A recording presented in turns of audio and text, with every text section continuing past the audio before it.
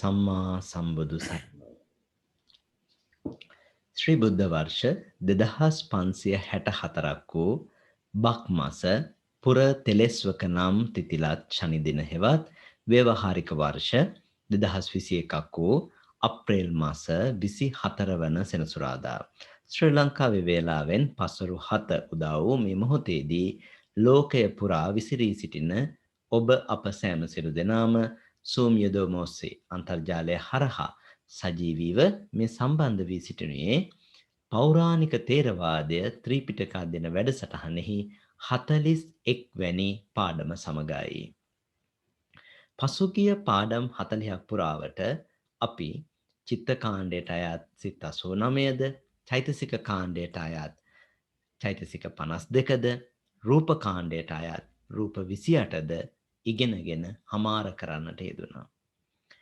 මේ ආකාරයට සිත් චෛතසික පිළිබඳවත්, ඒ වගේම රූප පිළිබඳවත්, ඒ වගේම ඒ සිත්වලින් කෙරෙන කෘත්‍යයන් පිළිබඳවත් පසුගිය පාඩම් වලින් දැන කියාගත් අපි අද දිනේදී බලාපොරොත්තු වෙන්නේ සිත රූපාදී අරමුණු කරා යන ස්ථාන එවත් ద్వාර පිළිබඳවත් ඒ ద్వාර වලින් ගලා යන සිත් මොනවාදයි කියලා කියන කාරණේ පිළිබඳවත් ద్వාර සංග්‍රහය කියන ඊටාම වටිනා පාඩමෙන් අතිශයින්ම අත්‍යවශ්‍ය පාඩමක් වන මේ පාඩමෙන් දැන කියා ගන්නටයි.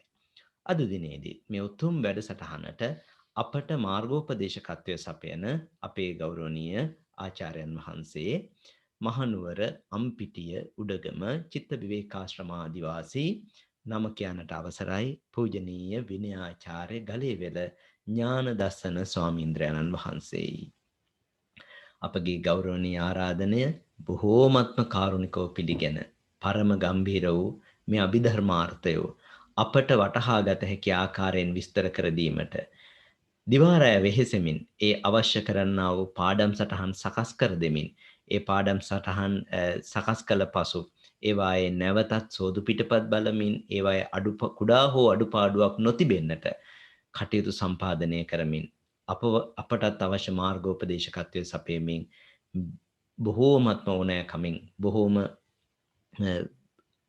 අත්‍යන්ත අවශ්‍යතාවයකින් යුක්තව ශාසනාලයෙන් යුක්තව මේ උතුම් ධර්මය අපිට කියා දීමට වෙහෙස වන්නා වූ අපගේ ගුරු දේවෝත්තම ගෞරවනීය ස්වාමීන්ද්‍රයන්න් වහන්සේව පාදාභිවන්දනීයව මේ උතුම් ධම් සභා මණ්ඩපයට පිළිගනු ලබනවා. ඒ වගේම ඔබ සෑම සියලු දෙනාවත් බොහෝමත්ම ඕනෑකමින් ගෞරවයෙන් මේ වැඩසටහනට පිළිගනු ලබනවා. අද දිනේදීත් මේ වැඩසටහන ආරම්භ කරන්නට ගෞරවනීය ස්වාමින් වහන්සේ කමා කරගනිමින් ස්වාමින් වහන්සේ වන්දනා කරන්නටත් අපි කරමින් මේ වැඩසටහන ආරම්භ කරමු. සියලු දෙනාම මාත් සමගම එක්ව ගාථා කියමින් ස්වාමින් වහන්සේ වන්දනා කරන්නට සූදානම් වන්න. අවසරයි ස්වාමීනි. හොඳයි. ඕකාස වන්දාමි භන්තේ සුඛී හෝතු.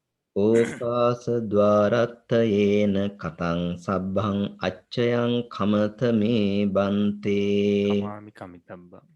සාදු ඕකාස කමාමි භන්තේ. සුඛී හෝතු නිබ්බාන පච්චේ හෝතු. සුඛී හෝතු නිබ්බාන පච්චේ. ගෞරවනීය ස්වාමින් වහන්සේ අද දිනේදී පෞරාණික තේරවාදය ත්‍රිපිටක අධ්‍යයන වැඩසටහනෙහි 41 වෙනි පාඩමට සහ සම්බන්ධ වෙන්න ලෝකයේ පුරා රටවල් ගණනාවක සිට බොහෝ දෙනෙක් Zoom යොදවන ඔස්සේ සහ සම්බන්ධ වී සිටිනවා. අප වෙත අනුකම්පාවෙන් මීළඟ 41 වෙනි අභිධර්ම පාඩමත් පාලි භාෂා පුහුණු පාඩමත් ආරම්භ කරන මෙන් පාද නමස්කාර පූර්වක ඔබ වහන්සේට ආරාධනා කර සිටිනවා. අවසරයි ස්වාමීනි. හොඳයි, එහෙමනම් අපි මුලින්ම නමස්කාර පාඨය කියමින් බුදුරජාණන් වහන්සේට වන්දනා කරමු. නමෝ තස්ස භගවතෝ අරහතෝ සම්මා සම්බුද්දස්ස. නමෝ තස්ස භගවතෝ අරහතෝ සම්මා සම්බුද්දස්ස. නමෝ තස්ස භගවතෝ අරහතෝ සම්මා සම්බුද්දස්ස. සෑම සියලු දෙනාටම තෙරුවන් සරණයි. අදත් අපේ අභිධර්ම වැඩසටහනේ පාලි වැඩසටහනේ තවත් එක් දවසක් සම්පූර්ණ කරන්නයි අපි මේ සූදානම් වෙන්නේ. මුලින්ම අපි ගිය වාරයේදී කරපු පාඩමට අදාළ ප්‍රශ්න කිහිපයක් තියෙනවා. අපි උත්තර ලියන්න දුන්නා. අපි ඒ ප්‍රශ්න වලට අදාළ පිළිතුරු බලමු. කවුරුත් එළිය ටික ළඟට ගන්න.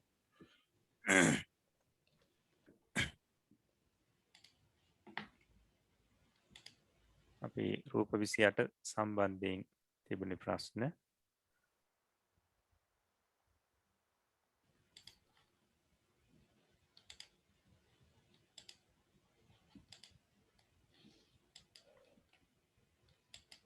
හොඳයි. පළවෙනි ප්‍රශ්නය. ලහුතා රූපේ පටන් අනිච්චතා රූපේ දක්වා ඇති රූප පිළිවෙලින් පැහැදිලි කරන්න. පළවෙනි එක ලහුතාව. ශාරීරික රූපයන්ගේ සැහැල්ලු බව ලහුතා නම් වේ. ඊට පස්සේ මුදුතාව. ශාරීරික රූපයන්ගේ මෘදු බව තද නැති බව මුදුතා නම් වේ. ඊට පස්සේ කම්මඤ්ඤතාව. ශාරීරික රූපයන්ගේ ක්‍රියාවට යෝග්‍ය බව හෙවත් ක්‍රියාවට ඔරොත්තු දෙන බව කම්මඤ්ඤතා නම් වේ. ඊට පස්සේ ලක්ෂණ රූප උපචය. සත්වයකුට ඇතිවිය යුතු රූප සම්පූර්ණ වන්නට කලින් ඇතිවන රූපයන්ගේ උත්පාදය උපචය නම් වේ. ඊට පස්සේ සන්තති. සත්වයකුට ඇතිවිය යුතු රූප සම්පූර්ණ වීමෙන් පසු බිඳි බිඳී යන රූප වෙනුවට නැවත නැවත පහළ වන රූපයන්ගේ උත්පාදය සන්තති නම් වේ. ඊට පස්සේ ජරතා. රූපයන්ගේ දිරීම ජරතා නම් වේ. අනිච්චතා. රූපයන්ගේ බිඳීම අනිච්චතා නම් වේ. හොඳයි. මේ ක්‍රමෙන් දීලා තියෙනවා නම් හරි දාගන්න. ඊට පස්සේ දෙවෙනි ප්‍රශ්නය. ආකාශ ධාතුවේ පටන් අනිච්චතා රූපය දක්වා ඇති රූපවලට අනිෂ්පන්න රූපයයි කීමට හේතුව කුමක්ද? පිළිතුර. ආකාශ ධාතුවේ පටන් අනිච්චතා රූපය දක්වා ඇති රූප දශය කර්මාදී ප්‍රත්‍යයන්ගෙන් කෙලින්ම හටගන්නා රූප නොවන බැවින් ඒවාට අනිෂ්පන්න රූපයයි කියනු ලැබේ. තුන්වෙනි ප්‍රශ්නය. ඖදාරික රූප සහ සූක්ෂම රූප වෙන වෙනම ලියා දක්වන්න. බලමු පිළිතුර. ඖදාරික රූප නැත්නම් ඕලාරික රූප 12. පඨවි ධාතුව, තේජෝ ධාතුව, වායෝ ධාතුව, චක්ෂු ප්‍රසාදේ, ශෝත ප්‍රසාදේ, ගාන ප්‍රසාදේ, જીවහා ප්‍රසාදේ, කාය ප්‍රසාදේ, රූපේ, ශබ්දේ, ගන්ධේ, රසේ. එතන ස්ප්‍රෂ්ඨව්‍ය කියලා කියන්නේ අර මුලින් තියෙන පඨවි ධාතුව, තේජෝ ධාතුව, වායෝ ධාතුව කියන මේ රූප තුනම තමයි. ඊට පස්සේ සූක්ෂම රූප 16ක් තියෙනවා. ආපෝ ධාතුව ස්ත්‍රී භාව රූපය, පුරුෂ භාව රූපය, හෘදේ රූපය, ජීවිත රූපය, ආහාර රූපය, ආකාශ ධාතුව, කාය විඤ්ඤාතිය, වචී විඤ්ඤාතිය, ලහුතාව, මුදුතාව, කම්මඤ්ඤතාව, උපචේ සන්තති, ජරතා, අනිච්චතා. හොඳයි. ඊට පස්සේ හතරවෙනි ප්‍රශ්නය. එක් එක් රූපයක ආයුෂය වෙන වෙනම ලියා දක්වන්න. පිළිතුරු.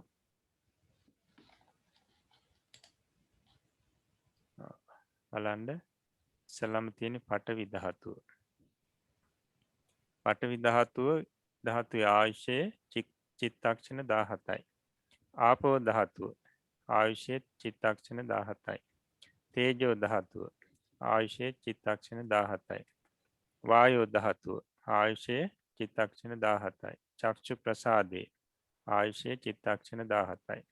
ශෝත්‍ර ප්‍රසාදේ ආයුෂය චිත්තක්ෂණ 17යි. ගාන ප්‍රසාදේ ආයුෂය චිත්තක්ෂණ 17යි.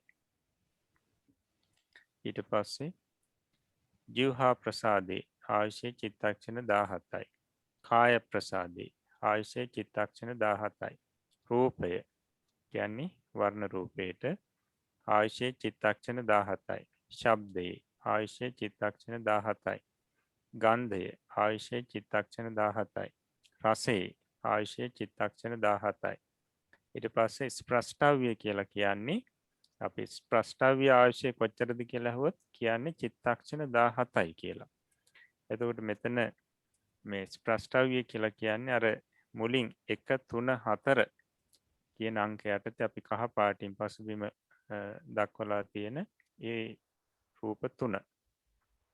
ඒකට පඨවි ධාතුවේ ආයුෂයත් චිත්තක්ෂණ 17යි, තේජෝ ධාතුවේ ආයුෂයත් චිත්තක්ෂණ 17යි, වායෝ ධාතුවේ ආයුෂයත් චිත්තක්ෂණ 17යි. එතකොට මේ තුනට තමයි ස්ප්‍රස්ටව්‍ය කියලා කියන්නේ. එතකොට ස්ප්‍රස්ටව්‍ය ආයුෂය කොච්චරද කියලා අහුවොත් අපිට කියන්න පුළුවන් චිත්තක්ෂණ 17යි කියලා. හොඳයි ඊට පස්සේ ස්ත්‍රී භාව රූපී ආයුෂය චිත්තක්ෂණ 17යි. ඊට පස්සේ පුරුෂ භාව රූපී ආයුෂය චිත්තක්ෂණ 17යි. හෘදය රූපී ආයුෂය චිත්තක්ෂණ 17යි. ජීවිත රූපී ආයුෂය චිත්තක්ෂණ 17යි. ආහාර රූපී ආයුෂය චිත්තක්ෂණ 17යි. ආකාශ ධාතුවේ ආයුෂය චිත්තක්ෂණ 17යි. ඊට පස්සේ කාය විඤ්ඤාතිය කියන රූපේ ආයුෂය චිත්තක්ෂණ 1යි. වචී විඤ්ඤාතිය කියන රූපේ ආයුෂය චිත්තක්ෂණ 1යි. ඊට පස්සේ ලහුතාව ආයුෂය චිත්තක්ෂණ 17යි. මුදුතාව ආයුෂය චිත්තක්ෂණ 17යි. කම්මඤ්ඤතාවේ ආයුෂය චිත්තක්ෂණ 17යි. උපචය ආයුෂය කුඩාශන 1යි. සන්තති ආයුෂය කුඩාශන 1යි. ජරතා ආයුෂය කුඩාශන 49යි. අනිච්චතා ආයුෂය කුඩාශන 1යි. හොඳයි ඔය ක්‍රමයෙන් ලියලා තියෙනවා නම් හරි දාගන්න.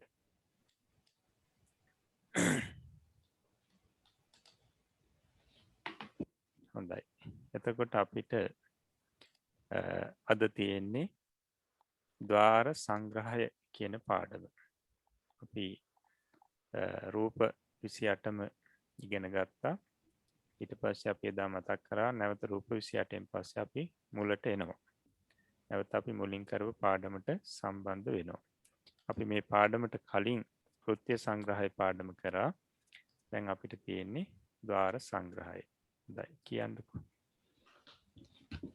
අවසරයි ස්වාමීනි. ద్వාර සංග්‍රහය පළමන කොටස.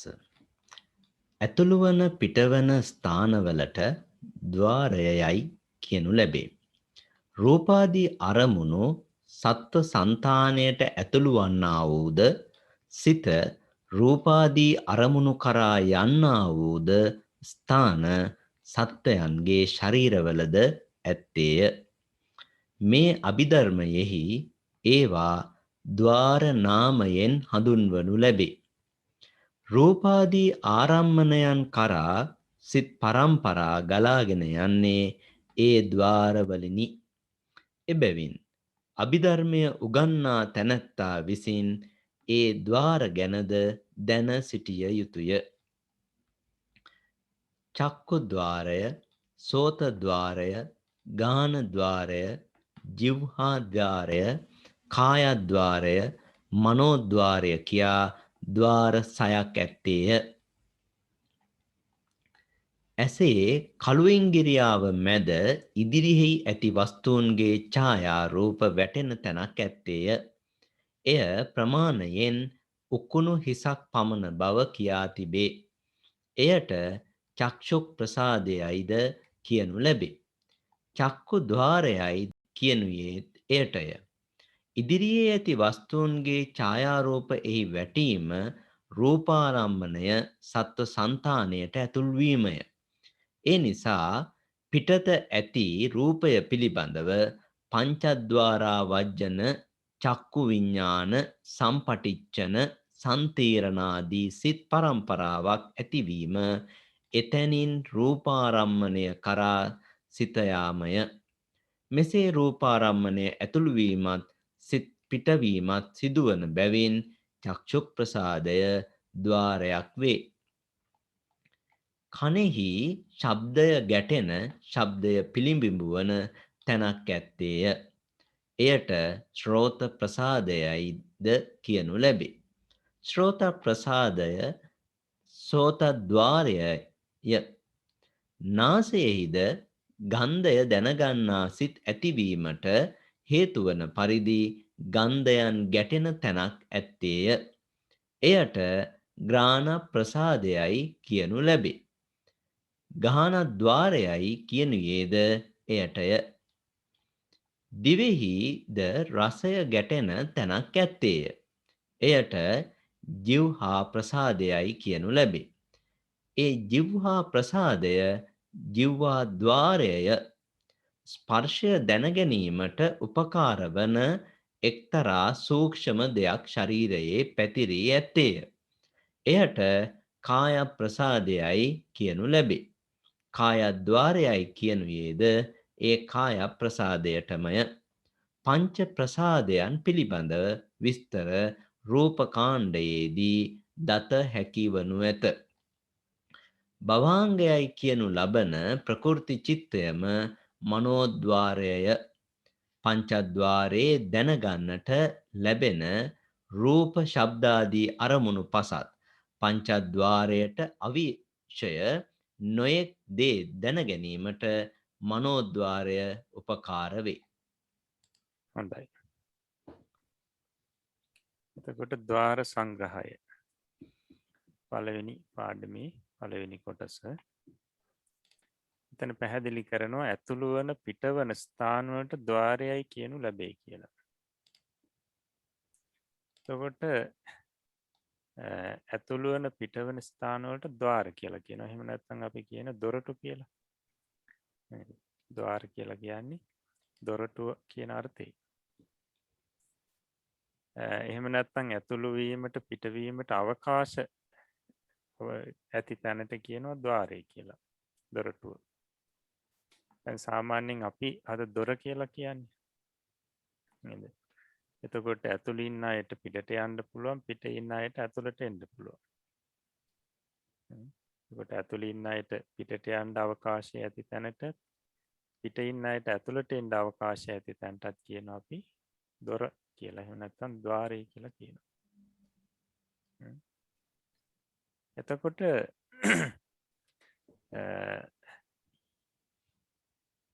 අපේ මේ ශරීරයේත් ඒ විදිහේ ద్వාර කීපයක් තියෙනවා. එහෙම නැත්නම් ඒබඳු දොරටු කීපයක් තියෙනවා. දැන් අපි සාමාන්‍ය අපි හිතන දොරවල් ගත්තොත් ඒ වලින් ඇතුල් වෙන්නේ මිනිස්සුනේ. එහෙම නැත්නම් සත්තු. එතකොට මේ අපේ ශරීරයේ ద్వාර තියෙනවා. නැත්නම් දොරවල් තියෙනවා. ඒ වලින් මේ මිනිස්සු සත්තු ඇතුල් වෙන්නේ නැහැ. වෙනම ධර්ම ඇතුල් වීම පිටවීම සිද්ධ වෙනවා. එතකොට පැහැදිලි කරනවා රූපාදී අරමුණු සත්ව సంతානයට ඇතුළු වන්නා වූද සිත රූපාදී අරමුණු කරා යන්නා වූද ස්ථාන සත්ව ශරීර වලද ඇත්තේය. බාහිර රූපාදී අරමුණු සත්ව මේ సంతානයට ඇතුළු වන. එතකොට අපේ මේ ශරීරයේ ඇසුරු කරගෙන පවතින මේ දොරටු වලින් ඇතුල් වෙන්නේ මොනවද? රූපාදී අරමුණු.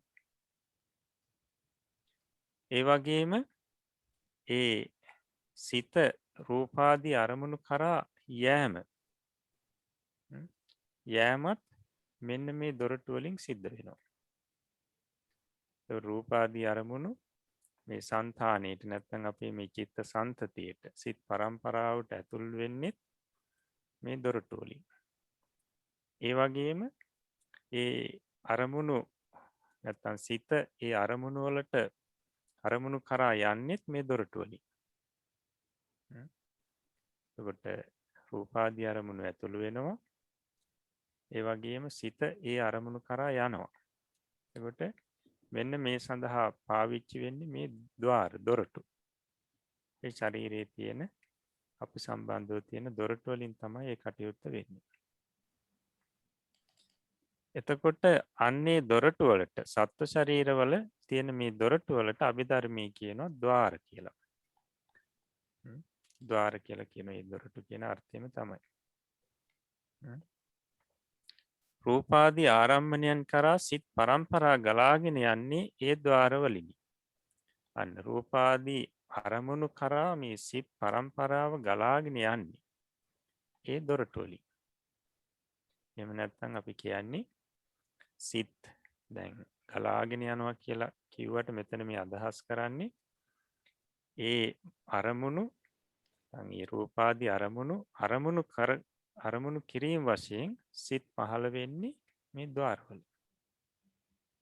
මේ ద్వාරවල තමයි සිත් පහළ වෙන්නේ. එතකොට අභිධර්මයේ උගන්නා තැනැත්තා විසින් මේ ద్వාර ගැනද දැන සිටිය යුතුය. ඒකට අනිවාර්යෙන් අභිධර්මයේ ඉගෙන ගන්න කෙනා මේ ద్వාර ගැන දැනගෙන ඉන්න ඕනේ. විශේෂයෙන්ම මේ චිත්ත වීති ඉගෙන ගන්න නම් මේ ద్వාර ගැන හොඳ දැනුමක් තියෙන්න ඕනේ. ඒකට අපි මුලින් පැහැදිලි කරා මේ පාඩම් ටික අපි ඉගෙන ගන්නේ මේ චිත්ත වීති කාණ්ඩය ඉගෙන ගැනීමේ පහසුව සඳහා කියලා. ඒකට මේ පාඩමත් අනිවාර්යයෙන්ම හොඳින් ප්‍රගුණ කරන්න ඕනේ චිත්ත වීති කාණ්ඩය ඉගෙන ගන්න.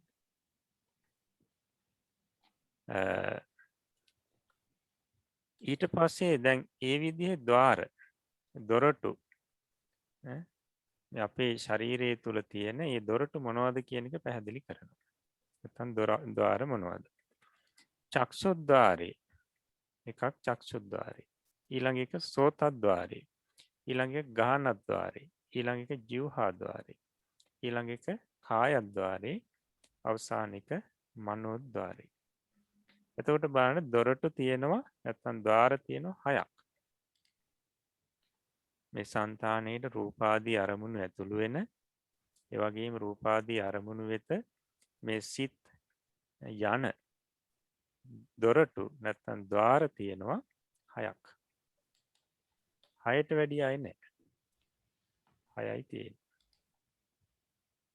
එතකොට මෙන්න මේ ద్వාර 6න් තමයි අපේ මේ සිත් පරම්පරාවට බාහිර අරමුණු ඇතුල් වෙන්නේ. බාහිර අරමුණු ඇතුල් වෙන්නේ. හොඳයි. එතකොට දැන් අපි බලමු මේ එක එක ద్వාරයක්. මේ චක්ෂුද්්වාරය කියන්නේ මොකක්ද? සෝතද්්වාරය කියන්නේ මොකක්ද? මේ විදිහට මනෝද්්වාරය දක්වාම මේ ద్వාර නාමයෙන් කියන්නේ මොනවද කියලා අපි බලමු. බලන්න තියෙනවා ඇසේ කළු ඉංගිරියාව මැද ඉදිරියේ ඇති වස්තුන්ගේ ඡායාරූප වැටෙන තැනක් ඇත්තේය. ඒ ප්‍රමාණය උකුණු හිසක් පමණ බව කියා තිබේ. ඒට චක්ෂු ප්‍රසාදයයි කියනු ලැබේ. චක්ෂුද්්වාරය කියන්නේත් ඒට මේ. එහෙමනම් අපි දැන් මේ චක්ෂු ප්‍රසාදය ඉගෙන ගත්තා. එතකොට ඇසේ කළු ඉංගිරියාව මැද තියෙන්නේ මේක මේ වස්තුන්ගේ ඡායාරූපෙතෙන්ට වැටෙනවා. ඒක උකුණු හිසක් පමණ ප්‍රමාණින් තියෙන්නේ. එතකොට මේකට කියනවා චක්ෂු ප්‍රසාදය කියලා. මෙන්න මේ චක්ෂු ප්‍රසාදයට තමයි චක්ෂුද්්වාරය කියලා කියන්නේ. චක්කුද්්වාරය කියලා කියන්නේ මේ චක්ෂු ප්‍රසාදයට. එතකොට අපි රූප 28 දී ප්‍රසාද රූප ඉගෙන ගන්නකොට ඉගෙන ගත්තා මේක. අන්නේ චක්ෂු ප්‍රසාදයට චක්ෂුද්්වාරය කියලා කියනවා. ඉදිරියේ ඇති වස්තුන්ගේ ඡායාරූප එහි වැටීම රූපාරම්මණයේ සත්ත්ව సంతානයට ඇතුළු වීමයි. ඒකට රූපාරම්මණය දැන් මේ චක්ෂුද්්වාරයෙන් ඇතුළු වෙන්නේ රූපාරම්මණය. ගෝචර රූපවල කතා කරනකොට පැහැදිලි කරා වර්ණ රූපේ කියලා. අන්නේ වර්ණ රූපේ තමයි චක්ෂුද්්වාරයෙන් ඇතුළු වෙන්නේ සත්ත්ව సంతානයට. ඒ ඇතුල් වෙනවා කියලා කියන්නේ මොකක්ද? ඉදිරියේ ඇති වස්තුන්ගේ ඡායාරූපෙහි වැටීම. ඉදිරියේ තියෙන වස්තුන්ගේ ඡායාරූප ඒ චක්ෂු ප්‍රසාදේ වැටෙනවා. හරියට කැඩපතේ ඉදිරියේ තියෙන වස්තුන්ගේ ඡායාරූපේ නැත් ඡායාව වැටෙනවා. අන්නේ වැටීමට තමයි කියන්නේ රූපාරම්මණයේ සත්ත්ව సంతානයට ඇතුළු වුණා කියලා. ඒකට ඇතුල් වෙන්නේ කොතනින්ද? චක්ෂු ප්‍රසාදයෙන්. එහෙම නැත්නම් චක්ෂුද්්වාරයෙන්.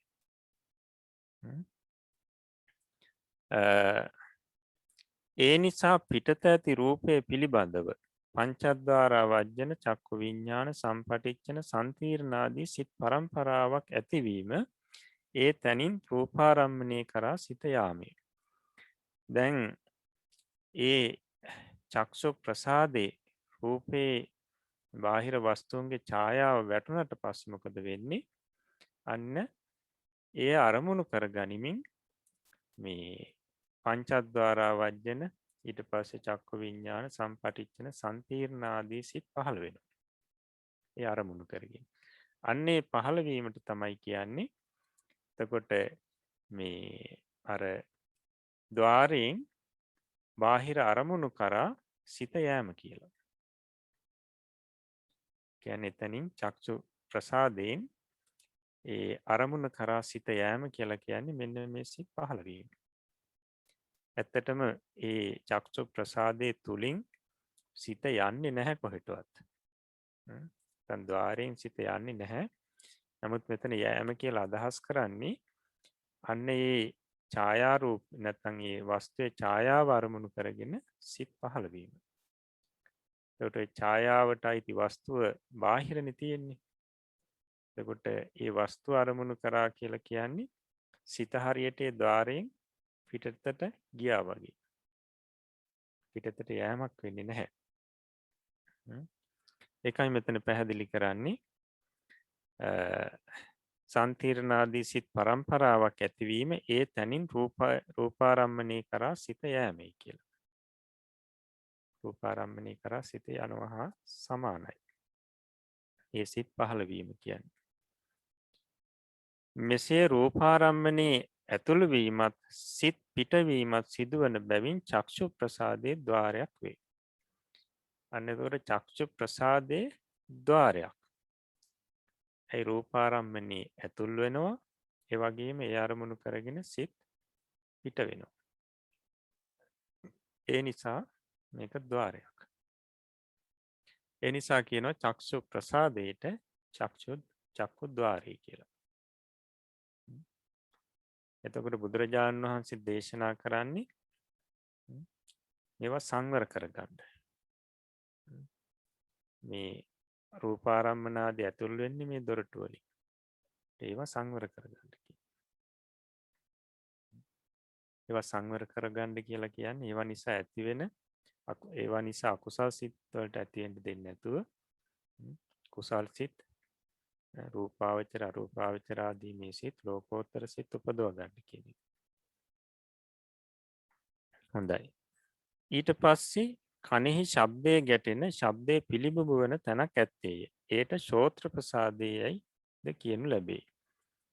ඒ ශෝත්‍ර ප්‍රසාදයට සෝතද්්වාරය හෝ ඒ ශෝත්‍ර ප්‍රසාදයේ සෝතද්්වාරයේ. එතකොට අපි දන්නවා කනේ ශබ්දය ගැටෙන තැනක් තියෙනවා. එතකොට මෙන්න මේ තැනට කියනවා ශෝත ප්‍රසාදය කියලා. එතකොට මේ ශෝත ප්‍රසාදයටම තමයි කියන්නේ සෝතද්්වාරය කියලා. සෝතද්්වාරය කියන්නේ ශෝත ප්‍රසාදයට. එතකොට ඒ සෝතද්්වාරයෙන් ඇතුල් වෙන්නේ මොකද්ද? ශබ්දේ ඡායාව. ශබ්දේ ඡායාව මේ ශෝත ප්‍රසාදේ පිළිබිඹු වෙනවා. නැත්නම් හැපෙනවා. එතකොට අපි කියනවා සත්ත්ව సంతානයේට ඒ ශබ්දාරම්මණය ඇතුළු වුණා කියලා. ඒ නිසා ඒ අරමුණු කරගෙන සිත් පහළ වෙනවා. එතකොට ඒ සිත් පහළ වීමට අපි කියනවා ඒ තැනින් ඒ ශබ්දාරම්මණය කරා සිත යෑම කියලා. අන්න එතකොට ඇතුල් වීම පිටවීම දෙක තියෙන නිසා මේකට මේ ශෝත ප්‍රසාදයට කියනවා සෝතද්්වාරය කියලා. ඊට පස්සේ නාසයෙහිද ගන්ධය දැනගන්නා සිත් ඇතිවීමට හේතුවන පරිදි ගන්ධයන් ගැටෙන තැනක් ඇත්තේය. ඒට ගාන ප්‍රසාදයයි කියනු ලැබේ. ගානද්්වාරය කියනුයේද ඒටම. එතකොට නාසයේත් මේ ගන්ධය ගැටෙන තැනක් තියෙනවා. ඒකට අපි කියනවා ගාන ප්‍රසාදය කියලා. ඒවා අපි ඉගෙන ගත්ත කලින්. එනිසා මම වැඩිදුර පැහැදිලි කරන්න යන්නේ නැහැ. එතකොට මේ පාඩම් ඉගෙන ගන්න පහසුව නිසා තමයි අපි රූප 28 කලින් ඉගෙන ගත්තේ. එතකොට මේ නාසයේ ගන්ධයේ ගැටෙන තැනක් තියෙනවා. ඒකට කියනවා ගාන ප්‍රසාදය කියලා. මෙන්න මේ ගාන ප්‍රසාදයටම තමයි ගානද්්වාරය කියලා කියන්නේ.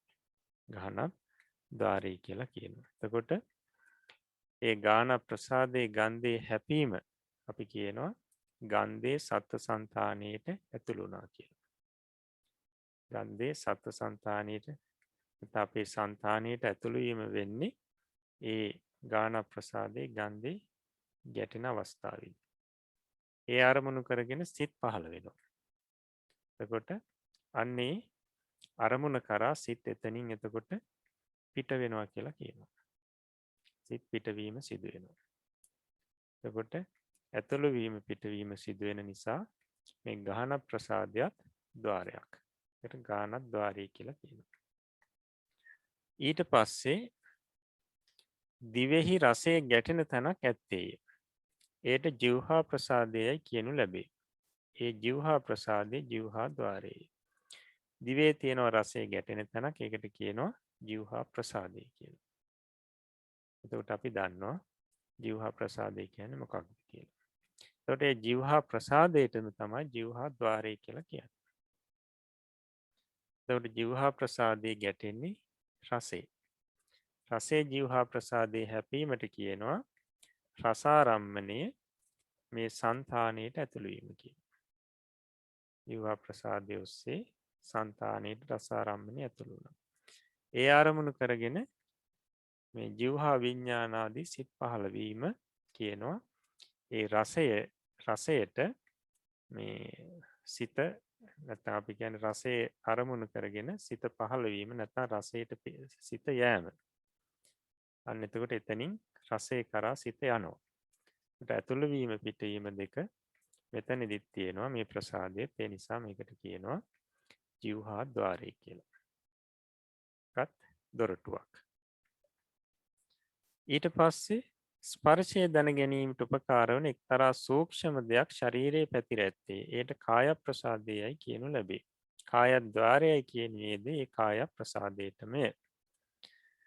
එතකොට ස්පර්ශය දැනගන්න නැත්නම් ස්ප්‍රෂ්ඨව්‍ය හැපෙන මේ ශරීරයේ තියෙනවා ඊටාම සූක්ෂම දෙයක්. ශරීරයේ පැතිරලා තියෙනවා ඇතුළත පිටත. ඒකට කියනවා කාය ප්‍රසාදය කියලා.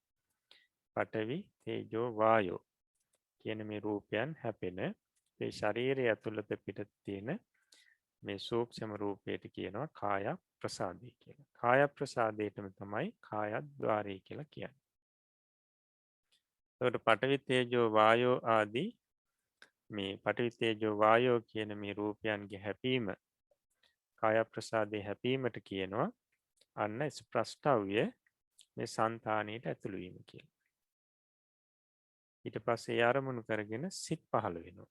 එතකොට ඒ ස්ප්‍රෂ්ඨව්‍ය කරා සිත ගමන් කිරීම කියලා කියන එකට. අන්න එතකොට ඇතුළු වීම පිටවීම මේ දෙක පවතින නිසා මේ කාය ප්‍රසාදය දොරටුවක්. ඒ නිසා එකට කියනවා කායත් ద్వාරය කියලා. එතකොට මෙතන පැහැදිලි කරනවා පංච ප්‍රසාදයන් පිළිබඳ විස්තර රූප කාණ්ඩයේදී දත හැකි වනු ඇත. නමුත් අපි දැන් ඒක කරලා තියෙන නිසා අපිට ඒක බොහොම පැහැදිලි මේ ద్వාර සම්බන්ධයෙන් නැත්නම් මේ ප්‍රසාද රූප සම්බන්ධයෙන්. ඊට පස්සේ විශේෂ කාරණාවක් මෙතන තියෙනවා. භවාංගයයි කියනු ලබන ප්‍රකෘති චිත්තයේම මනෝද්වාරයේය. දැන් අපි චක්ෂුද්වාරය ඉගෙන ගත්තා. කියන්නේ චක්ෂු ප්‍රසාදයේ සෝතද්වාරය ඉගෙන ගත්තා. සෝත ප්‍රසාදයයි ගාහනද්වාරය ඉගෙන ගත්තා. ඒ ගාහන ප්‍රසාදයේ જીවහාද්වාරය ඉගෙන ගත්තා. ඒ જીවහා ප්‍රසාදයේ කායද්වාරය ඉගෙන ගත්තා. ඒ කාය ප්‍රසාදය. දැන් මෙතන මනෝද්වාරය. මනෝද්වාරය කියලා කියන්නේ භවාංග සිතට. මේක සත්‍යයන්ගේ ප්‍රකෘති සිත කියනවා. ඒ කියන්නේ ස්වභාවයෙන්ම පවතින සිත. වැඩිපුරම පවතින සිත. අන්සිත් නැති සෑම අවස්ථාවකදීම මේ සිත් පරම්පරාව රකිමින් පහළ වෙන සිත. මේක තමයි භවාංග සිත. එතකොට මේ භවාංග සිතට මනෝද්වාරය කියලා කියනවා. පංචද්වාරයෙන් දැනගන්නට ලැබෙන රූප ශබ්දාදී අරමුණු පසත් පංචද්වාරයට අවිෂය නොයෙක් දේ දැන ගැනීමට මනෝද්වාරය උපකාර වේ. එතකොට මේ මනෝද්වාරය නැත්නම් භවාංගයේ භවාංග සිත කියලා කියන්නේ සාමාන්‍යයෙන් ඔය පංචද්වාරයට ගොදුරු වන අපි තියෙන රූප ශබ්ද ගන්ධ රස ස්පර්ශ කියලා. ඒකට මේවත් මේ මනෝද්වාරේ නැත්නම් මේ භවාංග සිතේ හැපෙනවා.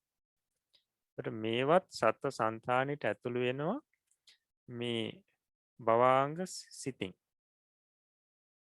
ඒ වගේම තමයි මේ අරමුණුවට අමතරව අපි ඔය කතා කරපු සූක්ෂම රූපාදී තව තියෙනවා ඔය පංචද්වාරයන්ට අවිෂය තවත් දේ තියෙනවා. ඒවත් සත්ව සන්තානයට ඇතුළු වෙන්නේ අපේ සන්තානයට ඇතුළු වෙන්නේ මේ භවාංග සිත හරහා. එහෙම නැත්නම් මනෝද්වාරය හරහා. අපිට පංචද්වාරවලට මුලින් කියපු පංචද්වාරවලට විෂය වෙන්නේ අර මුලින් කියපු රූප ටිකනේ නේද? එතකොට රූප වශයෙන් අපි ගත්තොත් රූප 7ක් තියෙනවා. රූපේ, ශබ්දේ, ගන්ධේ, රසේ ඊට පස්සේ පඨවි, තේජෝ, වායෝ. රූප 7යි. ඊට අමතරව තියෙන සියලුම දේවල් මේ సంతාණයට ඇතුළු වෙන්නේ මනෝද්වාරී. එහෙම නැත්නම් භවාංග සිතින්. භවාංග සිතින් තමයි ඇතුළු වෙන්නේ. එතකොට භවාංග සිතෙහි ඒ අරමුණු භවාංග සිතට අරමුණු වීම එහෙම නැත්නම් භවාංග සිතේ හැපීමට කියනවා ඒ අරමුණු సంతාණයට ඇතුළු වීම කියලා. ඊට පස්සේ ඒ හැපීම නිසා සිත් පරම්පරා පහළ වෙනවා. එතකොට ඒ භවාංග සිත නිසා අර බාහිර අරමුණු කරගෙන සිත් පරම්පරා පහළ වෙනවා. ඒකට අපි කියනවා ඒ අරමුණු කරා සිත යෑම කියලා. එතකොට මේ භවාංග සිත කියන්නේ දොරටුවක්. භවාංග සිත කියන්නේ දොරටුවක්. පංචද්වාරයට අරමුණු වන රූපාදී අරමුණුත් ඊට අවිෂය අරමුණුත් මේ సంతාණයට ඇතුළු වෙනවා මේ භවාංග සිත හරහා. ඒ වගේ මේ අරමුණු කරගෙන සිත් පහළ වෙනවා. ඒ අරමුණ කරා සිත යෑම. එතකොට මේ ඇතුළු වීම පිටවීම සිද්ධ වෙනවා මේ භවාංග සිත හරහා. ඒ නිසා භවාංග සිත කියන්නේ දොරටුවක්. ඒ නිසා අපි ඒකට කියනවා ద్వාරයක් කියලා. එතකොට මනෝද්වාරය කියලා කියන්නේ භවාංග සිතට. එතකොට මනෝද්වාරය කියනකොට දැන් අපි කියන්නේ භවාංග සිතනේ. එතකොට භවාංග සිත කියලා කියනකොට සාමාන්‍යයෙන් අපි දන්නවා කෙනෙකුට භවයේ මුල් සිත තමයි ප්‍රතිසන්දි සිත. ඒ ප්‍රතිසන්දි සිත පහළ වුණාට පස්සේ සිතම නැවත නැවත පහළ වෙනවා ඒ සත්ව సంతානෙ. හැබැයි ඒ වෙලාවේ ප්‍රතිසන්දි කෘත්‍ය නෙවෙයි කරන්නේ. ඒ වෙලාවේදී අර සිත් පරම්පරාව ආරක්ෂා කිරීම කරනවා. අන්න ඒක තමයි භවාංග කෘත්‍යය කියලා කියන්නේ. එතකොට ඒ විදිහට ඒ කෘත්‍ය කරමින් පහළ වෙන සිත්වලට තමයි භවාංග සිත් කියලා කියන්නේ. එතකොට ඒ සිතම භවයේ කෙලවර කිරීම වශයෙන් පහළ වෙනකොට අපි ඒකට කියනවා චුතිසිත කියලා. මෙතනදී මේ අදහස් කරන්නේ භවාංග කෘත්‍ය කරමින් පහළ වෙන සිත. එතකොට මේ භවාංග සිත කියනකොට හැම කෙනාටම එකම සිතක් නෙවෙයි තියෙන්නේ. නැත්නම් අපි ගමු මනෝද්වාරේ දැන් භවාංගය කියලා කියන්නේ මනෝද්වාරේනේ. හැම කෙනාටම එක සමාන මනෝද්වාරයක් නෙවෙයි තියෙන්නේ. එතකොට පුජ්‍යලයන්ගේ වශයෙන් ඒ වගේම භූමි වලට අනුව ඒ භවාංග සිත නැත්නම් මනෝද්වාරේ වෙනස් වෙනවා. එහෙමනම් මනෝද්වාර නැත්නම් භවාංග සිත් උපරිම කීයක් තියෙන්න පුළුවන්ද? 19ක්. 19ක් තියෙනවා. ඒකට ඒ පුජ්‍යලයන්ගේ වශයෙන් සහ භූමි වශයෙන් ඒ තමයි සිත් 19ක් වෙලා තියෙන්නේ. හොඳයි. එතකොට අපි බලමු ඒ භවාංග සිත් මොනවද? එහෙම නැත්නම් මනෝද්වාර මොනවද කියන එක. අපි රූප සටහනක් ඇසුරෙන් බලමු. බලන්න මනෝද්වාරය. එතකොට පළවෙනි එක උපේක්ඛා සහගත සම්තීරණය. ඒ කියන්නේ අකුසල අහේතුක අකුසල විපාකයට දෙන උපේක්ෂා සහගත සම්තීරණය කියලා සිතක්. එතකොට මේකත් මනෝද්වාරයක්. බාහිර අරමුණු సంతානෙට ඇතුළු වෙන තැනක්. ඇතුළු වෙන ద్వාරයක් තමයි මේ උපේක්ඛා සහගත සම්තීරණය කියන්නේ. මේක අකුසල විපාක සිතක්. එතකොට මෙන්න මේ මනෝද්වාරේ කාටද පවතින්නේ? සතර අපායේ ඉන්න සත්වයන්ට. සතර අපායේ ඉන්න සත්වයන්ගේ මනෝද්වාරය තමයි උපේක්ඛා සහගත සම්තිරණය. ඊට පස්සේ දෙවෙනි අංකය යටතේ තියෙනවා තවත් උපේක්ඛා සහගත සම්තිරණයක්. එතකොට මේක අහේතුක කුසල විපාක සිතක්. අහේතුක කුසල විපාක සිත. එතකොට මේ මනෝද්වාරය පහළ වෙන්නේ උප්පත්තියෙන්ම අංග විකල වගේ මන්ද බුද්ධික අයට තමයි මෙන්න මේ මනෝද්වාරය තියෙන්නේ. එතකොට මේක අහේතුක කුසල විපාක සිතක්. ඊට පස්සේ තුන්වෙනි සිත සෝමනස්ස සහගත ඥාන සම්පයුක්ත අසංකාරික විපාක සිත. මේකත් මනෝද්වාරයක්. ඊට පස්සේ සෝමනස්ස සහගත ඥාන සම්පයුක්ත සසංකාරික විපාක සිත. ඊට සෝමනස්ස සහගත ඥාන විප්‍රයුක්ත අසංකාරික විපාක සිත. සෝමනස්ස සහගත ඥාන විප්‍රයුක්ත සසංස්කාරික විපාක සිත. උපේක්ඛා සහගත ඥාන සම්පයුක්ත අසංකාරික විපාක සිත. උපේක්ඛා සහගත ඥාන සම්පයුක්ත සසංකාරික විපාක සිත. උපේක්ඛා සහගත ඥාන විප්‍රයුක්ත අසංකාරික විපාක සිත. උපේක්ඛා සහගත ඥාන විප්‍රයුක්ත සසංකාරික විපාක සිත. එතකොට මෙන්න මේ කියපු සිත් 8 සාමාන්‍යයෙන් මනුෂ්‍ය ලෝකයේ සත්වයන්ගෙත් ඒ වගේම දිව්‍ය ලෝක සත්වයන්ගෙත් මනෝද්වාරය වෙනවා. මනුෂ්‍ය ලෝකයේ සහ දිව්‍ය ලෝක 6ක් තියෙනවනේ. මෙන්න මේ භූමි 7 ඉන්න සත්වයන්ගේ මනෝද්වාරයේ සුදුසු පරිදි වෙන්නේ මේ සිත් 8න් එකක්. එතකොට මනුෂ්‍ය ලෝකෙත් ඉන්න සත්වයන්ගේ මේ සිත් 8න් එකක් තමයි මනෝද්වාරය. ඒ වගේම දිව්‍ය ලෝක 6 ඉන්න සත්වයන්ගෙත් මේ දෙවිවරුන්ගෙත් මනෝද්වාරයේ ඔය 6න් ඔය 8න් එකක්. හොඳයි. ඊට පස්සේ බලමු 11 වෙනි මනෝද්වාරය. විතක්ක විචාර පීති සුඛ ඒකාග්‍රතාව සහිත පඨම ධ්‍යාන විපාක සිත. එතකොට මේකත් බ්‍රහ්ම ලෝකයේ ඉන්න සත්වයන්ගේ මනෝද්වාරයක්. එතකොට අපි කියනවා බ්‍රහ්ම පාරිසජ්‍ය බ්‍රහ්ම පුරෝහිත මහා බ්‍රහ්ම කියන මේ බ්‍රහ්මතල 3 තුල ඉන්න බ්‍රහ්මයන්ගේ මනෝද්වාරය තමයි මේ පළවෙනි ධ්‍යාන විපාක සිත. නැත්නම් විතක්ක විචාර පීති සුඛ ඒකාග්‍රතාව සහිත පඨම ධ්‍යාන විපාක සිත. ඊට පස්සේ විචාර පීති සුඛ ඒකාග්‍රතාව සහිත ဒုတိ ය ධ්‍යාන විපාක සිතත් පීති සුඛ ඒකාග්‍රතාව සහිත තතිය ධ්‍යාන විපාක සිතත් කියන මේ සිත් දෙක පරිත්තාභ අප්‍රමාණබ ආබස්සර කියන බ්‍රහ්මතල 3 ඉන්න බ්‍රහ්මයන්ගේ මනෝද්වාරය. ඒ බ්‍රහ්මයන්ට මේ මනෝද්වාර දෙකෙන් එකක් තියෙනවා. නැත්නම් ඒ බ්‍රහ්මයන්ගේ භවාංග සිත මේ දෙකෙන් එකක්. ඊට පස්සේ සුඛ ඒකාග්‍රතාව සහිත චතුර්ථ ධ්‍යාන විපාක සිත. එතකොට පරිත්ත සුභ අප්‍රමාණ සුභ සුභ කින්හක කියන බ්‍රහ්මතල 3 ඉන්න බ්‍රහ්මයන්ගේ මනෝද්වාරය තමයි සුඛ ඒකාග්‍රතාව සහිත චතුර්ථ ධ්‍යාන විපාක සිත. ඊට පස්සේ උපේක්ඛා ඒකාග්‍රතාව සහිත පංචම ධ්‍යාන විපාක සිත. එතකොට වේහප්පල කියන බ්‍රහ්ම ලෝකේ ඉන්න බ්‍රහ්මයන්ගෙත් ඒ වගේම අවිහ අතප්ප සුදස්ස යකනිටා කියන බ්‍රහ්ම මේ සුද්ධාවාස බ්‍රහ්ම ලෝකවල ඉන්න බ්‍රහ්මයන්ගෙත් මනෝද්වාරයේ ඔන්න ඔය උපේක්ඛා ඒකාග්‍රතාව සහිත පංචම ධ්‍යාන විපාක සිත. එතකොට අසඤ්ඤ සත්‍යය අපි දන්නවා ඒකේ සිතක් පවතින්නේ නැහැ කියලා. ඊළඟට 16 වෙනි අංකයේ තියෙන ආකාසානංචායතන විපාක සිත.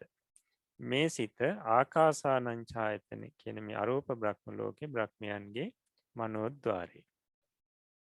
ඊට පස්සේ විඥානංචායතන විපාක සිත විඥානංචායතන බ්‍රහ්ම ලෝකේ බ්‍රහ්මයන්ගේ මනෝද්වාරය. ඊට පස්සේ ආකින්චඤ්ඤායතන විපාක සිත ආකින්චඤ්ඤායතන බ්‍රහ්ම ලෝකේ ඉන්න බ්‍රහ්මයන්ගේ මනෝද්වාරය. නේව සංඥා නා සංඥායතන විපාක සිත නේව සංඥා නාසඤ්ඤායතන බ්‍රහ්ම ලෝක කියන බ්‍රහ්මයන්ගේ මනෝද්වාරය. මේ විදිහට මනෝද්වාර 19ක් තියෙනවා. එහෙම නැත්නම් අපි කලින් ඉගෙන ගත්තා මේ භවාංග කෘත්‍ය සිද්ධ කරන සිත් 19ක් තියෙනවා කියලා. ඒ සිත් 19ටම තමයි මනෝද්වාරය කියලා කියන්නේ. එතකොට පුජ්‍යලයන්ගේ වශයෙන් ඒ වගේම මේ ලෝකවලට භූමිය වලට අනුරූපීව මේ භවාංග සිත වෙනස් වෙනවා. නැත්නම් මනෝද්වාරේ වෙනස් වෙනවා. හොඳයි. එතකොට මෙන්න මේ මනෝද්වාරයෙන් තමයි මේ මනෝද්වාරය බාහිර අරමුණු සත්ත්ව సంతානයට ඇතුළු වීමට ඒ වගේම මේ අරමුණු කරා සිත් යෑමට හේතු වෙන ద్వාරයක්. එතකොට අපි දැනගන්න තිරිසන් සත්තුන්ට තියෙන මොකද්ද මනෝද්වාරය කියලා. ඒ වගේම මිනිස්යන්ට මොනවද තියෙන මනෝද්වාර? දෙවියන්ට මොනවද තියෙන මනෝද්වාර? එතකොට එක සත්‍යයකට එක භවයකදී තියෙන්නේ එක මනෝද්වාරයයි. අපිට තියෙන්නේ සෝමනස් සහගත ඥාන සම්ප්‍රයුක්ත අසංස්කාරික විපාක සිත නම් එතකොට ඒ තමන්ට තියෙන එක නම් ඒක තමයි භවයේ අවසන් වෙනකම්ම තියෙන තමන්ගේ මනෝද්වාරය. ඒක භවයේ මැදදී වෙනස් වෙන්නේ නැහැ. වෙනස් වෙන්නේ නැහැ.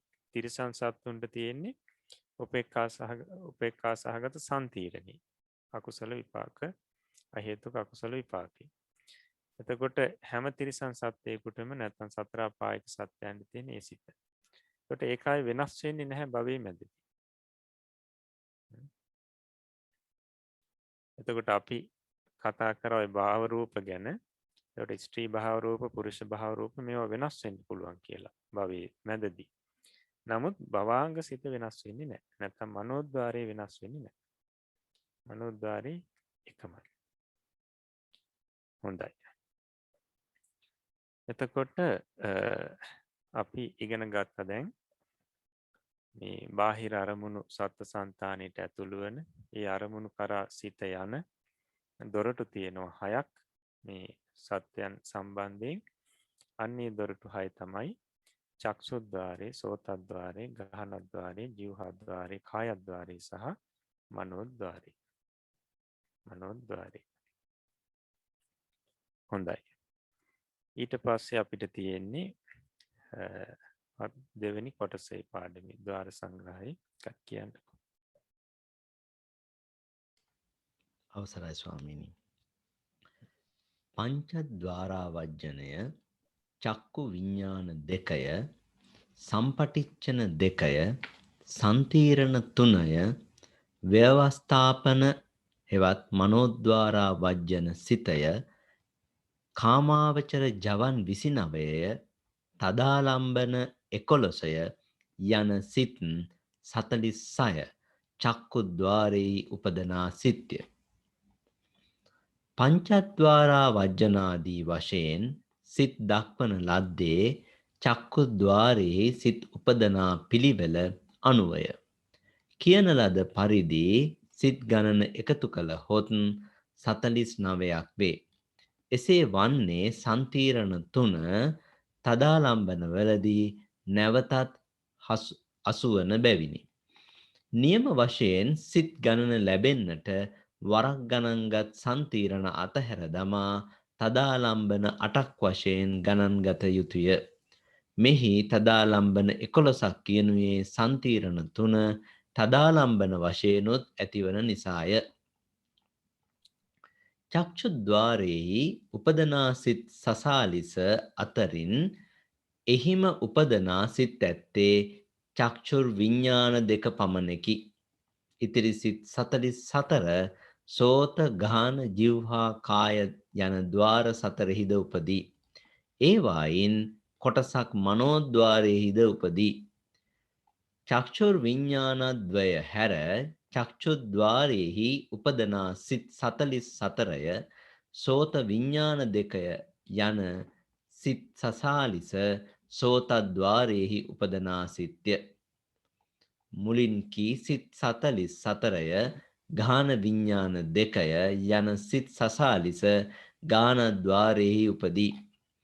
ජිව්හා ద్వාර කායද්වාර දෙකෙහිද සිත් සසාලිස බැගින්ම උපදී.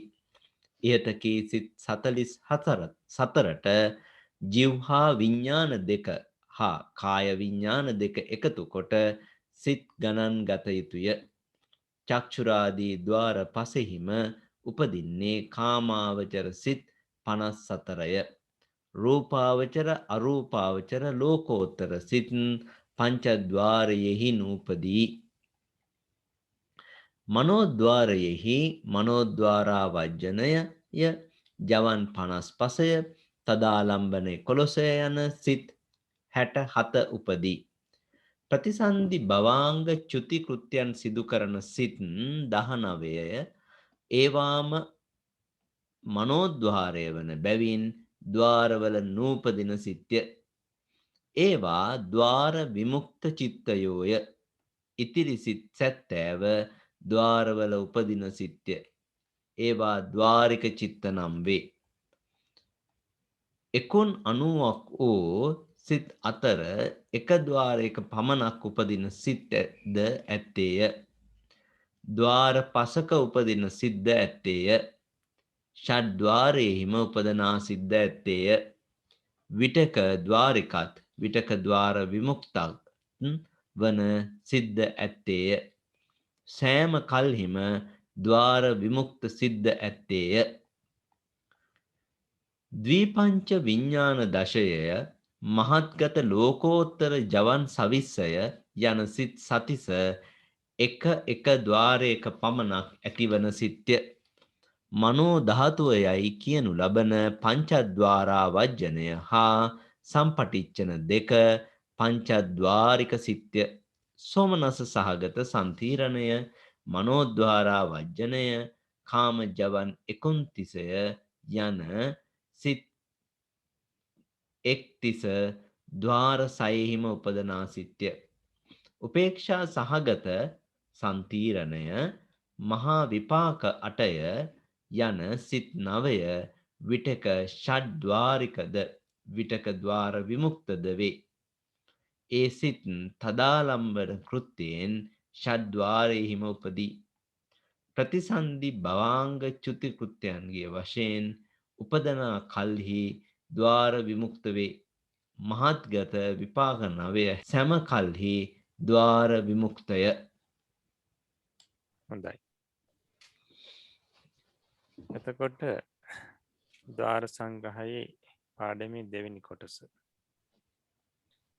පැහැදිලි කරනවා. පංචද්වාරා වජ්ජනයේ චක්කු විඤ්ඤාණ දෙකය සම්පටිච්ඡන දෙකේ සම්තිර්ණ 3ය ඊට පස්සේ ව්‍යවස්ථාපනයේ නැත්නම් මනෝද්වාරා වජ්ජනයේ කියන මේ සිතය කාමාවචර ජවන් 29 තදාලම්මන 11 යන සිත් 46 චක්ෂුද්වාරයේ උපදනා සිත් කියලා. චක්ෂුද්වාරයේ උපදින සිත් මොනවද කියන එකයි දැන් මේ පැහැදිලි කරන්නේ. ඒ වගේම ඊට පස්සේ සෝතද්වාරයේ උපදින සිත්, ගහනද්වාරයේ උපදින සිත්, ජීවහාද්වාරයේ උපදින සිත්, කායද්වාරයේ උපදින සිත්, ඒ වගේම මනෝද්වාරයේ උපදින සිත් වෙන වෙනම දැන් පැහැදිලි කරනවා මේ පාඩමේදී. එතකොට මේ චක්ෂුද්වාරයේ උපදිනවා කියනවා සිත් 46ක්. ඒ චක්ෂුද්වාරයේ උපදින සිත් වලට කියනවා චක්ෂුද්වාරික සිත් කියලා. චක්ෂුද්වාරික සිත් කියලා කියනවා. කියන්නේ මේ චක්ෂුද්වාරයට අයත් සිත්. චක්ෂුද්වාරයට අයත් සිත් කියලා කියනවා. එතකොට දැන් අපිට මේක දැන් බලන්න මෙතන පංචද්වාරා වජ්ජනයේ ඊට පස්සේ චක්කු විඤ්ඤාණ 2 සම්පටිච්ඡන 2 සම්තිර්ණ 3 ඊට පස්සේ මනෝද්වාරා වජ්ජනයේ ඊට පස්සේ කාමාවචර ජවන් 29 තදාරම්මන 11 කියන මේ සිත් 46 චක්ෂුද්වාරයේ උපදිනවා කියනවා. දැන් මේක කියනකොටම අපිට හිතට එනවා එහෙමනම් චක්ෂුද්වාරය කියලා කියන්නේ චක්ෂු ප්‍රසාදයයි. එහෙමනම් චක්ෂු ප්‍රසාදයේ මේ සිත් 46 උපදිනවා කියලා. එහෙම දෙයක් නෙවෙයි මෙතන මේ කියන්නේ. චක්ෂු මේ සිත් වලට කියනවා චක්ෂුද්වාරික සිත් කියලා. චක්ෂුද්වාරයට අයිති සිත් කියලා. ඇත්තටම මේ සිත් 46න් චක්ෂු ප්‍රසාදයේ උපදින සිතුත් තියෙනවා. චක්ෂු ප්‍රසාදයේ උපදින සිත් දෙකක් තියෙනවා. අපි දන්නවා ඒ උපේක්ෂා සහගත චක්ෂු විඥාන සිත් දෙක. කුසල විපාක සහ අකුසල විපාක විදිහට ලැබෙනවනේ සිත් දෙකක්. ඒ දෙක තමයි චක්ෂු ප්‍රසාදයේම උපදින්නේ. නමුත් අනිත් සිත් 44 තත් කියන්නේ චක්ෂු ద్వාරික සිත් කියලාම තමයි. ඊට හේතුව තමයි මෙතන මේ චක්ෂු ద్వාරික සිත් කියලා විශේෂයෙන්ම කියන්නේ මේ චක්ෂු ద్వාරය නිසා උපදින සිත්. චක්ෂු ద్వාරය නිසා උපදින සිත්. නැත්නම් චක්කු ප්‍රසාදය නිසා උපදින සිත්. චක්ෂු ප්‍රසාදය නිසා උපදින සිත් කියන්නේ චක්ෂු ප්‍රසාදයේ රූපාරම්මණය ගැටීම හේතුවෙන් උපදින සිත්. චක්ෂු නැත්නම් අපි කියන්නේ චක්ෂු ద్వාරයේ රූපාරම්මණේ හැපීම නිසා උපදින සිත් තමයි මේ චක්ෂු ద్వාරික සිත් කියලා කියන්නේ. ඒ සිත් අතර සිත් දෙකක් පමණයි චක්ෂු ద్వාරයේම පහළ වෙන්නේ. චක්ෂු ප්‍රසාදයේම අසුරු කරගෙන පහළ වෙන්නේ චක්ෂු ප්‍රසාදයේ මත පහළ වෙන්නේ ඒ චක්ක විඥාන සිත් දෙක පමණයි. ඒවර අනිසිත මේ සෙසු ద్వාරවල පහළ වෙනවා.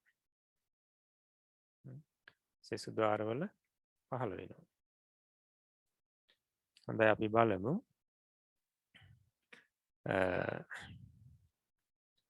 පංචද්වාරා වජ්ජනාදී වශයෙන් සිත් දක්වන ලද්දේ චක්ෂු ద్వාරයේ සිත් උපදනා පිළිවෙල අනුවය. එතකොට දැන් මෙතනදී මුලින්ම පටන් ගන්න පංචද්වාරා වජ්ජනේ චක්කු විඥාන දෙක සම්පටිච්ඡන දෙක සම්පීර්ණ තුන ওই විදිහටනේ චක්ෂුද්වාරය උපදින සිත් පැහැදිලි කිරීමේදී. එතකොට ඒ විදිහට අර පිළිවෙලක් ඇතිව යම්කිසි පිළිවෙලකට මේ සිත් ටික පැහැදිලි කරන්න හේතුව තමයි ඒ චක්ෂුද්වාරයේ රූපාරම්මණයක් ගැටීමේදී මේ පහළ වෙන සිත්වල පිළිවෙල ඔය. සිත් පහළවීමේ පිළිවෙල වශයෙන් තමයි ওই විදිහට ওই සිත් ටික දක්වලා තියෙන්නේ. සිත් උපදනා පිළිවෙල. එතකොට දැන් මේකෙදි මෙතන මේ කියපු පරිදි සිත් ගාන එකතු කරොත් සිත් 49ක් එනවා.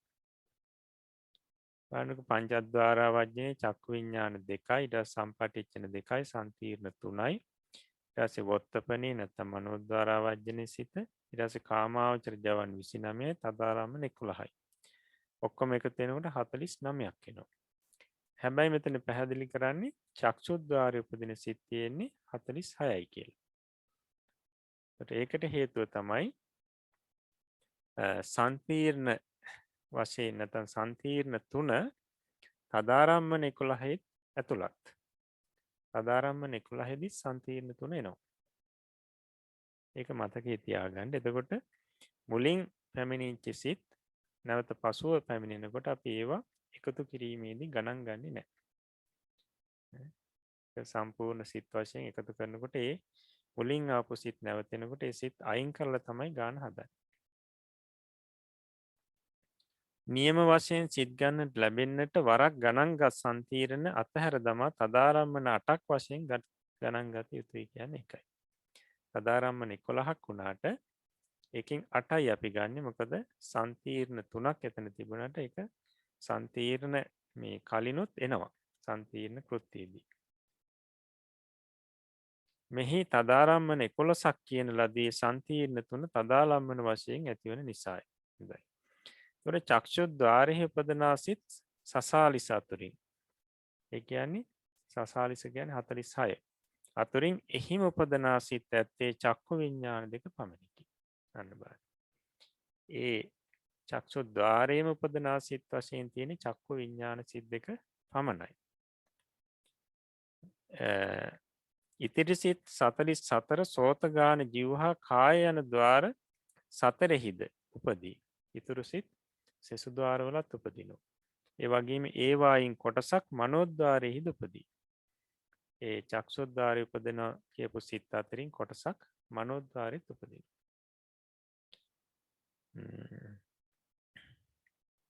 හොඳයි. එතකොට අපි බලමු මේ චක්ෂුද්්වාරයේ උපදින සිත්. එහෙම නැත්නම් අපි කියන්නේ චක්ෂුද්්වාරික සිත්. එතකොට නිරන්තරයෙන් මතක තියාගන්න චක්ෂුද්්වාරික සිත් කියලා කියනකොට මේ චක්ෂු ප්‍රසාදයේ උපදින සිත් කියලා ගණන් හිතන්න එපා. චක්ෂු ප්‍රසාදේ රූපාරම්මණී ඡායාව හැපීම නිසා උපදින්න පුළුවන් උපරිම සිත් තමයි මෙතන චක්ෂුද්්වාරික සිත් කියලා කියන්නේ. එතකොට බලමු අපි චක්ෂුද්්වාරයේ උපදින සිත් 46 එක එක සිතක් අරගෙන සිත් මොනවද කියලා. එතකොට මුලින්ම ඔය චක්ෂුද්්වාරේ නැත්නම් චක්ෂු ප්‍රසාදේ රූපාරම්මණී ඡායාව හැපෙනකොට මුලින්ම පහළ වෙනවා ආවර්ජන කෘත්‍ය කරමින් සිතක්. ඒක තමයි උපේක්ඛා සහගත පංචද්වාරා වජ්ජනී. එතකොට ඌ ස කියලා අර මුලින් තියෙන උපේක්ඛා සහගත කියන එකයි. එක කියන අංකයට යටින් ඌස පංචද්වාරා වජ්ජනී කියලා තියෙන්නේ උපේක්ඛා සහගත පංචද්වාරා වජ්ජනී කියන එක. එතකොට ඒ සිතින් කරන්නේ ආවර්ජන කෘත්‍යය. එතකොට ඔන්න චක්ෂු ප්‍රසාදී රූපාරම්මන ඡායාව හැපීම් වශයෙන් හැපෙනකොට එතකොට ඒ අරමුණ ගනිමින් උපේක්ඛා සහගත පංචද්වාරා වජ්ජන සිත පහළ වෙනවා. එතකොට ඔන්න චක්ෂුද්්වාරේ දැන් චක්ෂුද්්වාරික සිත් 46 අතරින් එක සිතක් මේක. ඊට පස්සේ ඒ සිත නිරුද්ධ වුණාට පස්සේ ඒ රූපාරම්මණී දැකීම් කෘත්‍ය දර්ශන කෘත්‍ය කරමින් උපේක්ඛා සහගත චක්කු විඤ්ඤාණී පහළ වෙනවා. එතකොට ඒකේ බලන්න උපේක්ඛා ඌස කියලා දාලා තියෙන උපේක්ඛා සහගත කියලා චක්කු විඤ්ඤාණය. ඊට පස්සේ නැවතත් චක්කු විඤ්ඤාණී කියලා තවත් සිතක් තියෙනවා. සිත් දෙකක්. ඒතර පළවෙනි සිත හැටියට උතන දක්වලා තියෙන අර වරහන් ඇතුලේ ආවි කියලා දාලා තියෙන අකුසල විපාක චක්කු විඤ්ඤාණය. කියන්නේ හේතුක අකුසල විපාක චක්කු විඤ්ඤාණය. ඊට පස්සේ දෙවෙනි වරහන ඇතුලේ තියෙනවා ආකූ වී කියලා. ඒකෙන් අදහස් කරන්නේ අකුසල මේ අහේතුක කුසල විපාක කියන එක. ආකූ වී කියන එකෙන් අදහස් කරන්නේ අහේතුක කුසල විපාක උපේක්ඛා සහගත චක්කු විඤ්ඤාණය තමයි දෙවෙනියට තියෙන්නේ. එතකොට උපේක්ඛා සහගත පංචද්වාරා වජ්ජනින් පස්සේ දර්ශන කෘත්‍ය සිද්ධ කරමින් උපේක්ඛා සහගත චක්කු විඤ්ඤාණී අකුසල විපාක චක්කු විඤ්ඤාණී පහළ වෙන්නත් පුළුවන්. එහෙම නැත්නම් මේ අහේතුක කුසල විපාක උපේක්ඛා සහගත චක්කු විඤ්ඤාණී පහළ වෙන්නත් පුළුවන්. එතකොට මේ දෙකෙන් එකක් පහළ වෙනවා. අන්න එතකොට දර්ශන කෘත්‍ය කරමින් මේ සිත් දෙකෙන් එකක් පහළ වෙන්න පුළුවන්. එතකොට අපි සිත් දෙක මෙතන ගන්නවා. උපරිම වශයෙන් සිත් දෙකෙන් එකක් එතන පහළ වෙනවා. හොඳයි. ඊට පස්සේ ඒ සිත් නිරුද්ධ වුණාට පස්සේ සම්පටිච්ඡන කෘත්‍ය සිදු කරමින් ඒ ආරම්මනේ පිළිගැනීම වශයෙන් උපේක්ඛා සහගත සම්පටිච්ඡනේ. එතකොට ඒක ඉදිරියේ තියෙනවා ආවි කියලා කියන්නේ අකුසල විපාක. අහේතුක අකුසල විපාක සිත පහළ වෙන්න පුළුවන්. එහෙම නැත්නම් දෙවෙනියට තියෙනවා උපේක්ඛා සහගත සම්පටිච්ඡනේ කියලා. ඒකේ වරහන් ඇතුලේ බලන්න ආකූ වී කියලා තියෙනවා. ඒ කියන්නේ අහේතුක කුසල විපාක උපේක්ඛා සහගත සම්පටිච්ඡනේ. එතකොට මේ සිත අර පළවෙනි සිත නැත්නම් අහේතුක අකුසල විපාක සිත පහළ වෙන්න පුළුවන්. එහෙම නැත්නම් අහේතුක කුසල විපාක සම්පටිච්ඡන සිත පහළ වෙන්න පුළුවන්. කෙසේ හෝ පහළ වෙනවා නම් සම්පටිච්ඡන කෘත්‍ය සිදු කරමින් උපරිම වශයෙන් මෙන්න මේ සිත් දෙක තමයි පහළ වෙන්නේ. එතකොට බලන්න දැන් අපි චක්ෂුද්්වාරයේ උපදින සිත් විදියට අර අංක දාලා තියෙන්නේ මේ වෙනකොට සිත් 5යි. 1 2 ඊට පස්සේ නැවතත් 2 කියලා තියෙන සම්පටිච්ඡන කෘත්‍යයට. එතකොට සිත් 5ක් අපි මේ වෙනකොට කතා කරා. ඊට පස්සේ මේ සම්පටිච්ඡන සිත නිරුද්ධ වෙනකොට ඊට පස්සේ සන්තීර්ණ කෘත්‍ය සිද්ධ කරමින් මේ සිත් තුනෙන් සන්තීර්ණ කෘත්‍ය සිද්ධ කරමින් මෙන්න මේ සන්තීර්ණ සිත් තුනෙන් එකක් පහළ වෙන්න පුළුවන්. ඒකට ඒකේ ඌස සන්තීර්ණී කියන්නේ උපේක්ඛා සහගත සන්තීර්ණේ. ඒක ආවි කියන්නේ අකුසල විපාක. අහේතුක අකුසල විපාක සිත පහළ වෙන්න පුළුවන්. එහෙම නැත්නම් සෝස සන්තීර්ණය කියන සෝමනස් සහගත සන්තීර්ණය. ඒක අහේතුක කුසල විපාක. ඒක පහළ වෙන්න පුළුව. එහෙමත් නැත්තං ඌස සන්තීර්ණය කියන්නේ උපේක්කා සහගත සන්තීර්ණය එක අහේතුක කුසල විපාක. දකට අර මුල් දෙක පහළුන් නැත්තං අවසාන උපේක්කා සහගත සන්තීර්ණය හෝ පහළ වෙනවා. මේ තුනින් එකක් පහළ වෙනවා. තොර සන්තීර්ණ කෘත්තිය සිද්ධ කරමින් උපරිම සිත් පහළ වෙන්නේ මෙන්න මේ තුන. තොට නිසා අපි බාණ්ඩ අංක තුන දැම්ම. එතැන්ට සිත් අටක් චක්ෂුද්වාරය උපදින සිත් අටක් අපි කතා කර. හොඳයි. ඊට පස්සේ චක්ෂුද්වාරය උපදින සිත් ඊළඟ සිත් අපි දෙවැනි කොටස යටත පැහැදිලි කරන්නේ 46 ඉතුරු ටික. එතකොට සන්තීර්ණ සිත නිරුද්ධ වුණාට පස්සේ වොත්තපන කෘත්‍යය කරමින් පහළ වෙනවා සිතක්. ඒක තමයි උපේක්ෂා සහගත මනෝද්වාරා වජ්ජනය. ඌස මනෝද්වාරා වජ්ජනය කියන්නේ උපෙක්ඛා සහගත මනෝද්වාරා වජ්ජනය. එතකොට එක සිතයි ඒ අවස්ථාවට පහළ වෙන්නේ. ඊට පස්සේ වොත්තපන කෘත්‍යයෙන් පස්සේ එනත උපේක්ඛා සහගත මනෝද්වාරා වජ්ජන සිත පහළලා නිරුද්ධ වුණාට පස්සේ ජවන කෘත්‍ය සිද්ධ කරමින් සිත් මේ 29න් එකක් පහළ වෙන්න පුළුවන්. යවන කෘත්‍යය සිද්ධ කරන සිත් 29ක්. ඒක තමයි අර පොතේ පැහැදිලි කරේ කාමාවචර ජවන් 29 කියලා. කාමාවචර ජවන්. ඒ කියන්නේ කාමාවචර සිත් 54 යටතේ තියෙන ජවන් කෘත්‍ය කරන සිත්. ජවන් කෘත්‍ය කරන සිත් කාමාවචර සිත් 54 තුල තියෙන 29යි. මෙන්න මේ 29න් එකක් ජවන් කෘත්‍ය වශයෙන් 7 වාරයක් පහළ වෙන්න පුළුවන්. එතකොට බලන්න මේ ජවන් කෘත්‍ය සිද්ධ කරන චක්ෂුද්වාරේ ජවන් කෘත්‍ය සිද්ධ කරමින් පහළ වෙන සිත් මොනවද කියලා. බලන්න පළවෙනි එක සෝස දිට්ඨිගත සම්පයුත් අසංකාරික සිත කියන්නේ සෝමනස් සහගත දිට්ඨිගත සම්පයුත් අසංකාරික සිත. මේක ලෝභ මූල අකුසල සිතක්. ඊට පස්සේ ඊළඟ එක සෝමනස් සහගත දිට්ඨිගත සම්පයුත් සසංස්කාරික සිත. ඊළඟ තුන්වෙනි එක සෝමනස් සහගත දිට්ඨිගත විප්‍රයුක්ත අසංකාරික සිත. හතරවෙනි එක සෝමනස් සහගත දිට්ඨිගත විප්‍රයුක්ත සසංකාරික සිත. පස්වෙනි එක උපේක්ඛා සහගත දිට්ඨිගත සම්පයුක්ත අසංකාරික සිත. හයවෙනි එක උපේක්ඛා සහගත දිට්ඨිගත සම්පයුක්ත සසංකාරික සිත. හත්වෙනි එක උපේක්ඛා සහගත දිට්ඨිගත විප්‍රයුක්ත අසංකාරික සිත. අටවෙනි එක උපේක්ඛා සහගත දිට්ඨිගත විප්‍රයුක්ත සසංකාරික සිත. එතකොට මේ සිත් අටෙන් එකක් හෝ 7 වාරයක් ජවන් කෘත්‍ය සිද්ධ කරමින් පහළ වෙන්න පුළුවන්. එහෙම නැත්නම් ඊළඟ සිත් බලමු අපි. එතකොට ජවන් කෘත්‍ය සිද්ධ කරමින් ඊළඟට 9 වෙනි අංකය යටතේ දෝමනස් සහගත පටිඝ සම්පයුක්ත අසංකාරික සිත පහළ වෙන්නත් පුළුවන්. එහෙම නැත්නම් දෝමනස් සහගත පටිඝ සම්පයුක්ත සසංකාරික සිත. ඊට පස්සේ 11 වෙනි අංකේ තියෙන්නේ උපේක්ඛා සහගත විචිකිච්ඡා සම්පයුක්ත සිත. ඊට පස්සේ 12 වෙනි අංකයට තියෙන උපේක්ඛා සහගත උද්ධච්ච සම්පයුක්ත සිත. එතකොට එතෙන් දෙනකන් තිබ්බේ අකුසල් සිත් 12. මේ 12න් එකක් ජවන් කෘත්‍ය සිද්ධ කරමින් පහළ වෙන්න පුළුවන්. ඊළඟ 13 අංකයේ යටතේ තියෙන්නේ සෝමනස්ස සහගත හසිතුප්පාදේ. මේක ක්‍රියාසිතක් අහේතුක. මේ සිතත් ජවන් කෘත්‍ය සිද්ධ කරමින් පහළ වෙන්න පුළුවන්.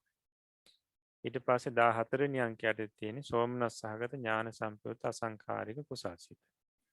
ඊට පස්සේ සෝමනස් සහගත ඥාන සම්පයුක්ත සසංකාරික කුසල්සිත. ඊළඟට 16 සෝමනස් සහගත ඥාන විප්‍රයුක්ත අසංකාරික කුසල්සිත. ඊට පස්සේ සෝමනස් සහගත ඥාන විප්‍රයුක්ත සසංකාරික කුසල්සිත. ඊට පස්සේ උපේක්ඛා සහගත ඥාන සම්පයුක්ත අසංකාරික කුසල්සිත. ඊට පස්සේ උපේක්ඛා සහගත ඥාන සම්පයුක්ත සසංකාරික කුසල්සිත.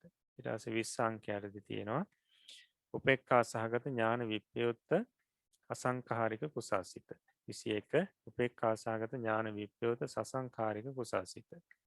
22 සෝමනස් සහගත ඥාන සම්පයුක්ත අසංකාරික ක්‍රියාසිත. 23 සෝමනස් සහගත ඥාන සම්පයුත අසංකාරික ක්‍රියාසිත. 24 සෝමනස් සහගත ඥාන විප්‍රයුක්ත අසංකාරික ක්‍රියාසිත. ඊට පස්සේ 25 සෝමනස් සහගත ඥාන විප්‍රයුක්ත සසංකාරික ක්‍රියාසිත.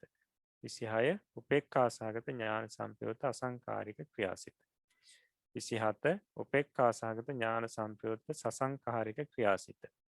28 උපේක්ඛා සහගත ඥාන විප්‍රයුක්ත අසංකාරික ක්‍රියාසිත. 29 උපේක්ඛා සහගත ඥාන විප්‍රයුක්ත සසංකාරික ක්‍රියාසිත. මේ 29ට තමයි කියන්නේ කාමාවචර ජවන් 29 කියලා. ඒතර රූපාරම්මණයක් චක්ක ප්‍රසාදේ හැපීම නිසා පහළ වෙන්න පුළුවන් ජවන් සිත්. ඒකට කාමාවචර ජවන් 29න් එකක් තමයි ඒ වෙලාවේදී පහළ වෙන්න පුළුවන්. ඒක 7 වාරයක් පහළ වෙනවා. හොඳයි. එතකොට මේ ජවන් කෘත්‍ය සිද්ධ කරන සිත් 29න් එකක් 7 වාරයක් පහළ වෙලා නිරුද්ධ වුණාට පස්සේ ඊළඟට පහළ වෙන්නේ තදාරම්මන කෘත්‍ය සිද්ධ කරමින් සිත්. තදාරම්මන කෘත්‍ය සිද්ධ කරමින් සිත් 11ක් පහළ වෙන්න පුළුවන්. කියන්නේ මේ සිත් 11න් එකක් තමයි දෙවතාවක් තදාරම්මන කෘත්‍ය සිද්ධ කරමින් පහළ වෙන්නේ. බලන්න උපේක්ඛා සහගත සම්තීරණී. එතකොට ඒ ආවී කියලා දාලා තියෙන අකුසල විපාක හේතුක අකුසල විපාක සිත. ඊට පස්සේ 2 සෝමනස්ස සහගත සම්තීරණී. ඒක හේතුක කුසල විපාක සිත. ඊට පස්සේ 3 වෙනි අංකයට තියෙන උපේක්ඛා සහගත සම්තීරණී. ඒක අහේතුක කුසල විපාක සිතක්. එතකොට තදාරම්මන කෘත්‍ය සිද්ධ කරමින් මේ සිත් තුනෙන් එකක් දෙවතාවක් පහළ වෙන්න පුළුවන්. එහෙමත් නැත්නම් මෙතන තියෙනවා සිත් 8ක්. 4 ඉඳලා 11 දක්වා. අපි මේවට කියන්නේ මහා විපාක සිත් කියලා. බලන්න සෝමනස් සහගත ඥාන සම්පයුක්ත අසංකාරික විපාක සිත. සෝමනස් සහගත ඥාන සම්පයුක්ත සසංකාරික විපාක සිත. සෝමනස් සහගත ඥාන විප්‍රයුක්ත අසංකාරික විපාක සිත. සෝමනස් සහගත ඥාන විප්‍රයුක්ත සසංකාරික විපාක සිත. 8 උපේක්ඛා සහගත ඥාන සම්පයුක්ත අසංකාරික විපාක සිත. උපේක්ඛා සහගත ඥාන සම්පයුක්ත සසංකාරික විපාක සිත. උපේක්ඛා සහගත ඥාන විප්‍රයුක්ත අසංකාරික විපාක සිත. ඊට පස්සේ උපේක්ඛා සහගත ඥාන විප්‍රයුක්ත සසංකාරික විපාක සිත. එතකොට බලන්න මෙතන සිත් 11යි. එතකොට මෙන්න මේ 11න් එකක් සදාරම්මන කෘත්‍ය සිද්ධ කරමින් පහළ වෙන්න පුළුවන්. සාමාන්‍ය අපි චිත්ත වීතියක තියෙන ප්‍රධාන චිත්ත වීතිය ඒවලදී දෙවතාවක් ඔය සිත තදා එක සිත මෙතනින් එක සිතක් දෙවතාවක් තදාරම්මන කෘත්‍ය සිද්ධ කරමින් පහළ වෙනවා. බලන්න තදාරම්මන කෘත්‍ය සිද්ධ කරන සිත් 11යි. ඒතර මේ 11 යටතේ තිබුණා සම්තිර්ණ 3ක්. ඒ වගේම මෙතන මේ තියෙන මහා විපාක 8ක්. එතකොට දැන් අපි මෙතෙක් කතා කරපු සිත් එක එකතු කරගෙන ආවොත් එකතු කරගෙන ආවොත් සිත් 49ක් වෙනවා. සිත් 49ක් වෙනවා. බලන්න අර මුලින් අපි කතා කර ආවර්ජන කෘත්‍ය කරමින් පංචද්වාර වජ්ජනේ පහළ වෙනවා. ඊට පස්සේ දර්ශන කෘත්‍ය කරමින් උපේක්ඛා සහගත චක්කු විඥාන දෙකෙන් එකක් පහළ වෙනවා. මේ විදිහට අපි එකතු කරොත් 49යි.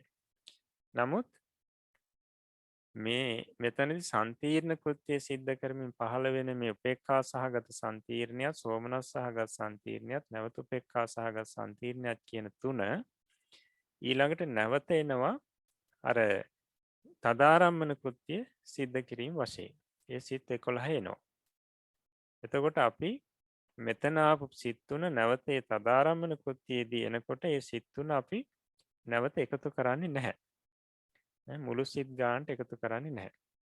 එතකොට තමයි මෙන්න මෙතනදී මේ අපි නිල් පාටින් ලකුණු කරලා තියෙන්නේ මේ මුලින් අර සම්තිර්ණ කෘත්‍යයේදී ආපු සිත් තුනම තමයි මෙතන මේ තදාරම්මන කෘත්‍ය එන්නේ. ඒ නිසා මුලින් ආපු සිත් තුනක් නිසා මෙතන නැවතෙනකොට අපි මේ නිල් පාටින් මේ අකුරු සටහන් කරලා තියෙනවා. ඒතර මේ සිත් තුන අපි මුළු සිත් ගානට එකතු කරන්නේ නැහැ. ඒතර මෙතන 11ක් කියලා තිබ්බට අපි 8යි ගන්නෙ. අර තුන අයින් කරලා. අන්න එහෙම එකතු කරනකොට තමයි සිත් 46ක් එන්නේ. ඒතර චක්සුද්්වාරයේ උපදින උපදින සිත් උපරිම වශයෙන් තියෙන්නේ 46යි. චක්සුද්්වාරය උපදින සිත් උපරිම වශයෙන් තියෙන්නේ 46යි. මෙන්න මේ 46 තමයි මෙතන මේ පාඩමේදී දැක්වේ පංචද්වාරා වජ්ජනය, චක්ක විඤ්ඤාණ දෙකය, සම්පටිච්ඡන දෙකය, සම්තිර්ණ තුනය, ඊට පස්සේ විවස්ථාපනී. ඒ කියන්නේ විවස්ථාපන වොත්තපන කෘත්‍ය සිද්ධ කරන සිත. මොකද්ද? මනෝද්වාරා වජ්ජන. එකයි මේ වරහන් ඇතුලේ දාලා තියෙන්නේ. මනෝද්වාරා වජ්ජන සිතේ කාමාවචර ජවන් 29, තදාරම්මන 11. යන මේ සිත් 46 චක්ෂුද්්වාරය උපදනා සිත්ය කියලා දැක්වේ ඒකයි. එතකොට ඊට පස්සේ දැන් අපිට තියෙන්නේ මේ සෝතද්්වාරය උපදින සිත් මොනවද කියලා බලන්න. සෝතද්්වාරය උපදින සිත්. එතකොට අපි අද චක්ෂුද්්වාරය උපදින සිත් 46 පමණයි අද අපි කරන්නේ. ඊට පස්සේ ඊළඟ දවසේ තමයි අපි සෝතද්්වාරයේ උපදින සිත් මොනවද, ගහනද්්වාරයේ උපදින සිත් මොනවද කියන මේ කාරණා පැහැදිලි කරන්න. එතකොට අද ඔය අපි රූප සටහනින් පෙන්නපු මේ සිත් ටික හොඳට අධ්‍යයනය කරන්න. ඒ වගේ මනෝද්වාරය කියන්නේ මොනවද කියන එක හොඳට බලන්න ඕනේ. මනෝද්වාරයේ යටතේ අපි සිත් 19ක් දැක්වනේ. ඒ 19 හොඳින් මතකයේ තියාගන්න. ඒ වගේම මේ චක්ෂුද්්වාරයේ උපදනා සිත් මොනවද කියන එකත් හොඳට අධ්‍යයනය කරලා මතකයේ තියාගන්න ඕනේ. ද චිත්ත වීති කාණ්ඩය කරනකොට අපිට මේ ටික මතක නැත්තම් පාඩම අමාරු වෙනවා. චිත්ත වීති කාණ්ඩය ඉගෙන ගන්න අමාරු වෙනවා. ඒ නිසා මේ ටික හොඳට අධ්‍යයනය කරන්න. එතකොට මේ ටික මතකයේ තියාගත්තොත් ඊට පස්සේ අපිට ඔය සෝතද්්වාරය උපදින සිත් මොනවද, ගානද්්වාරය උපදින සිත් මොනවද, ජීවහාද්්වාරය උපදින සිත් මොනවද, කායද්්වාරය උපදින සිත් මොනවද, ඒ වගේම මනෝද්්වාරය උපදින සිත් මොනවද කියලා අපිට පැහැදිලි කරගන්න බොහොම පහසුයි. බොහොම පහසුයි. ඊට පස්සේ මේ පාඩමට අදාළ ප්‍රශ්න 10ක් තියෙනවා පාඩම අගට. එතකොට මේ ප්‍රශ්න 10න් මුල් ප්‍රශ්න 4. මුල් ප්‍රශ්න 4. සාමාන්‍යයෙන් කෙනෙකුට කොතෙක් ద్వාර ඇත්තේද කියන මෙන්න මේ ප්‍රශ්නෙටත් පිළිතුරු ලියන්න. ඊට පස්සේ 2 ඇසට චක්ෂුද්්වාරය කියන්නේ කුමක් හේින්ද කියන මේ ප්‍රශ්නෙටත් පිළිතුරු ලියන්න. ඊට පස්සේ 3 මනෝද්්වාරය යනු කුමක්ද මේකටත් පිළිතුරු ලියන්න. ඊට පස්සේ චක්ෂුද්්වාරයේ උපදනා සිත් කොතෙක්ද කියන මේ ප්‍රශ්නෙටත් පිළිතුරු ලියන්න. ඔන්න ඔය ප්‍රශ්න 4ට ඊළඟ දවසේ පිළිතුරු ලියාගෙන එන්න. හොඳයි. එහෙමනම් අපි අද දවසේ අභිධර්ම පාඩම මෙතකින් අවසන් කරනවා. ඊට පස්සේ අපිට තියෙන්නේ අද පාලි පාඩම. අපි එදා දුන්නා මේ පාල ධාතු අනාගතයේ වරණගෙන ආකාරය. එතකොට ඒක මෙතන දක්වලා තියෙනවා නැවතත් පාලිස්සති, පාලිස්සanti, පාලිස්සසි, පාලිස්සත, පාලිස්සාමි, පාලිස්සාම කියලා තමයි වර්ණන් වෙන්නේ. ඊට පස්සේ තවත් ක්‍රමයකට වර්ණන් වෙනවා අනාගතයේ. ඒ කොහොමද? පාලයිස්සති, පාලයිස්සanti, පාලයිස්සසි, පාලයිස්සත, පාලිස්සාමි, පාලිස්සාම කියලා. එතකොට අපි මතක් කරා අර මුල් ක්‍රමයට පාල ධාතු වර්ණගෙන මුල් ක්‍රමයට වර්ණන් වන්න කියලා මෙන්න මේ ක්‍රමයට වර්ණන් වන්න කියලා අපි අනාගත ක්‍රියාපද ගණනාවක් දුන්නා. හොඳයි. ඒ ලියපු ටික ගන්න ළඟට අපි බලමු මේ ටික. මුලින්ම තියෙන්නේ ජාලිස්සති. දල්වන්නේ කියන අර්ථයේ ක්‍රියාපදේ. ජාලිස්සති, ජාලිස්සanti, ජාලිස්සසි, ජාලිස්සත, ජාලිස්සාමි, ජාලිස්සාම. තේරුම් බලා ගන්න පුළුවන්. ඊට පස්සේ මාරිස්සති. මරන්නේ කියන අර්ථයේ ක්‍රියාව. මාරිස්සති, මාරිස්සanti, මාරිස්සසි, මාරිස්සත, මාරිස්සාමි, මාරිස්සාම. ඊට පස්සේ චෝරිස්සති. සොරකම් කරන්නේ. චෝරෙස්සති චෝරෙස්සන්ති චෝරෙස්සසි චෝරෙස්සත චෝරෙස්සාමි චෝරෙස්සාම. පස්සේ දේසෙස්සති දේශනා කරන්නේය. දේසෙස්සති දේසෙස්සන්ති දේසෙස්සසි දේසෙස්සත දේසෙස්සාමි දේසෙස්සාම. ඊට පස්සේ ටපෙස්සති තබන්නේය. ටපෙස්සති ටපෙස්සන්ති ටපෙස්සසි ටපෙස්සත ටපෙස්සාමි ටපෙස්සාම. ඊට පස්සේ ඕලෝකෙස්සති බලන්නේය. ඕලෝකෙස්සති ඕලෝකෙස්සන්ති ඕලෝකෙස්සසි ඕලෝකෙස්සත ඕලෝකෙස්සාමි ඕලෝකෙස්සාම. ඊට පස්සේ චින්තෙස්සති සිතන්නේය. චින්තෙස්සති චින්තෙස්සන්ති චින්තෙස්සසි චින්තෙස්සත චින්තෙස්සාමි චින්තෙස්සාම. ඊට පස්සේ පූජෙස්සති පූජා කරන්නේය. පූජෙස්සති පූජෙස්සන්ති පූජෙස්සසි පූජෙස්සත පූජෙස්සාමි පූජෙස්සාම. ඊට පස්සේ පීලෙස්සති පෙලන්නේය. පීලෙස්සති පීලෙස්සන්ති පීලෙස්සසි පීලෙස්සත පීලෙස්සාමි පීලෙස්සාම. ඊට පස්සේ උදෙස්සති උදාවන්නේය. උදෙස්සති උදෙස්සන්ති උදෙස්සසි උදෙස්සත උදෙස්සාමි උදෙස්සාම. ඊට පස්සේ උඩ්ඩෙස්සති පියාඹන්නේය. උඩ්ඩෙස්සති උඩ්ඩෙස්සන්ති උඩ්ඩෙස්සසි උඩ්ඩෙස්සත උඩ්ඩෙස්සාමි උඩ්ඩෙස්සාම. ඊට පස්සේ චහදෙස්සති වසන්නේය. චහදෙස්සති චහදෙස්සන්ති චහදෙස්සසි චහදෙස්සත චහදෙස්සාමි චහදෙස්සාම. ඊට පස්සේ අපි අද පිරිසට ලබලා දෙනවා මේ වික්කිනාති කියන වර්තමාන ක්‍රියාව අනාගතේ වර්ණගෙන ආකාරය. මේ දක්වලා තියෙනවා. ඒකට ඒක අනාගතේ කොහොමද වර්ණයෙන් වෙන්නේ? වික්කිනිස්සති වික්කිනිස්සන්ති විකුණන්නේය විකුණන්නාහ. වික්කිනිස්සසි වික්කිනිස්සත විකුණන්නෙහි විකුණන්නෙහු. වික්කිනිස්සාමි වික්කිනිස්සාම විකුණන්නෙමි විකුණන්නෙමු. එතකොට මෙන්න මේ වික්කිනිස්සති ක්‍රියාපදයේ විදිහට වරණම් වණ්ඩ අනාගත ක්‍රියා කිහිපයක් අපි දීලා තියෙනවා. කයි පහත දී ඇති අනාගත ක්‍රියා වික්කිනිස්සති ක්‍රියාපදේශේ වරණ ගන්න කියලා දක්වලා තියෙනවා. ඒ විදිහට වර්ණයෙන් වෙන ක්‍රියාපද කීපයක් මෙතන තියෙනවා. කිනිස්සති කියන්නේ මිලයට ගන්නවා. මිලට ගන්නවා කියන එක. මිලට ගන්නේය. මිනිස්සති කියන්නේ මනින්නේය කියන එක. ජානිස්සති දන්නේය. ජිනිස්සති දිනන්නේය. ගන්හිස්සති ගන්නේය. උග්ගන්හිස්සති ඉගෙන ගන්නේය. සුනිස්සති අසන්නේය. ඕචිනිස්සති කඩා රැස් කරන්නේය. මේ ක්‍රියා ටිකත් අර වික්කිනිස්සති ක්‍රියාපදයේ විදිහටම අනාගතේ වර්ණම් වන්න ඕනේ. එතකොට මේ ටික වර්ණයෙන් වට පස්සේ තමන්ට අපි පිරිසට අපි ලබලා දීලා තියෙනවා මේ විදිහේ වාක්‍ය 10ක්.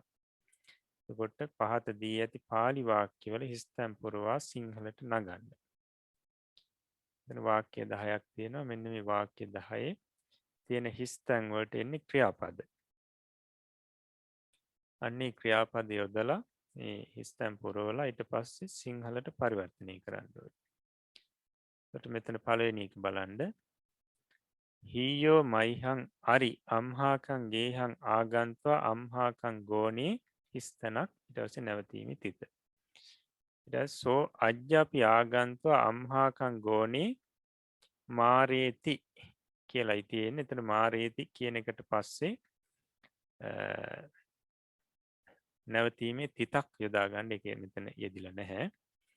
ඒක වෙනම වාක්‍යයක්. ඊට පස්සේ අද්දහ සුවේ අපි සෝ ආගන්ත්වා අම්හාකං ගෝනේ හිස්තැනක් ඊට පස්සේ නැවතීමේ තිත. එතකොට මේකේ තියෙන්නේ මාරේති කියන ක්‍රියාපදයේ මැද වාක්‍යය. එතකොට ඒ මාරේති කියන ක්‍රියාපදයේ අර වර්තමාන මේ අතීත කාල ක්‍රියාව සහ අනාගත කාල ක්‍රියාව තමයි මේ හිස්තැන් දෙකට දාන්න තියෙන සුදුසු පරිදි.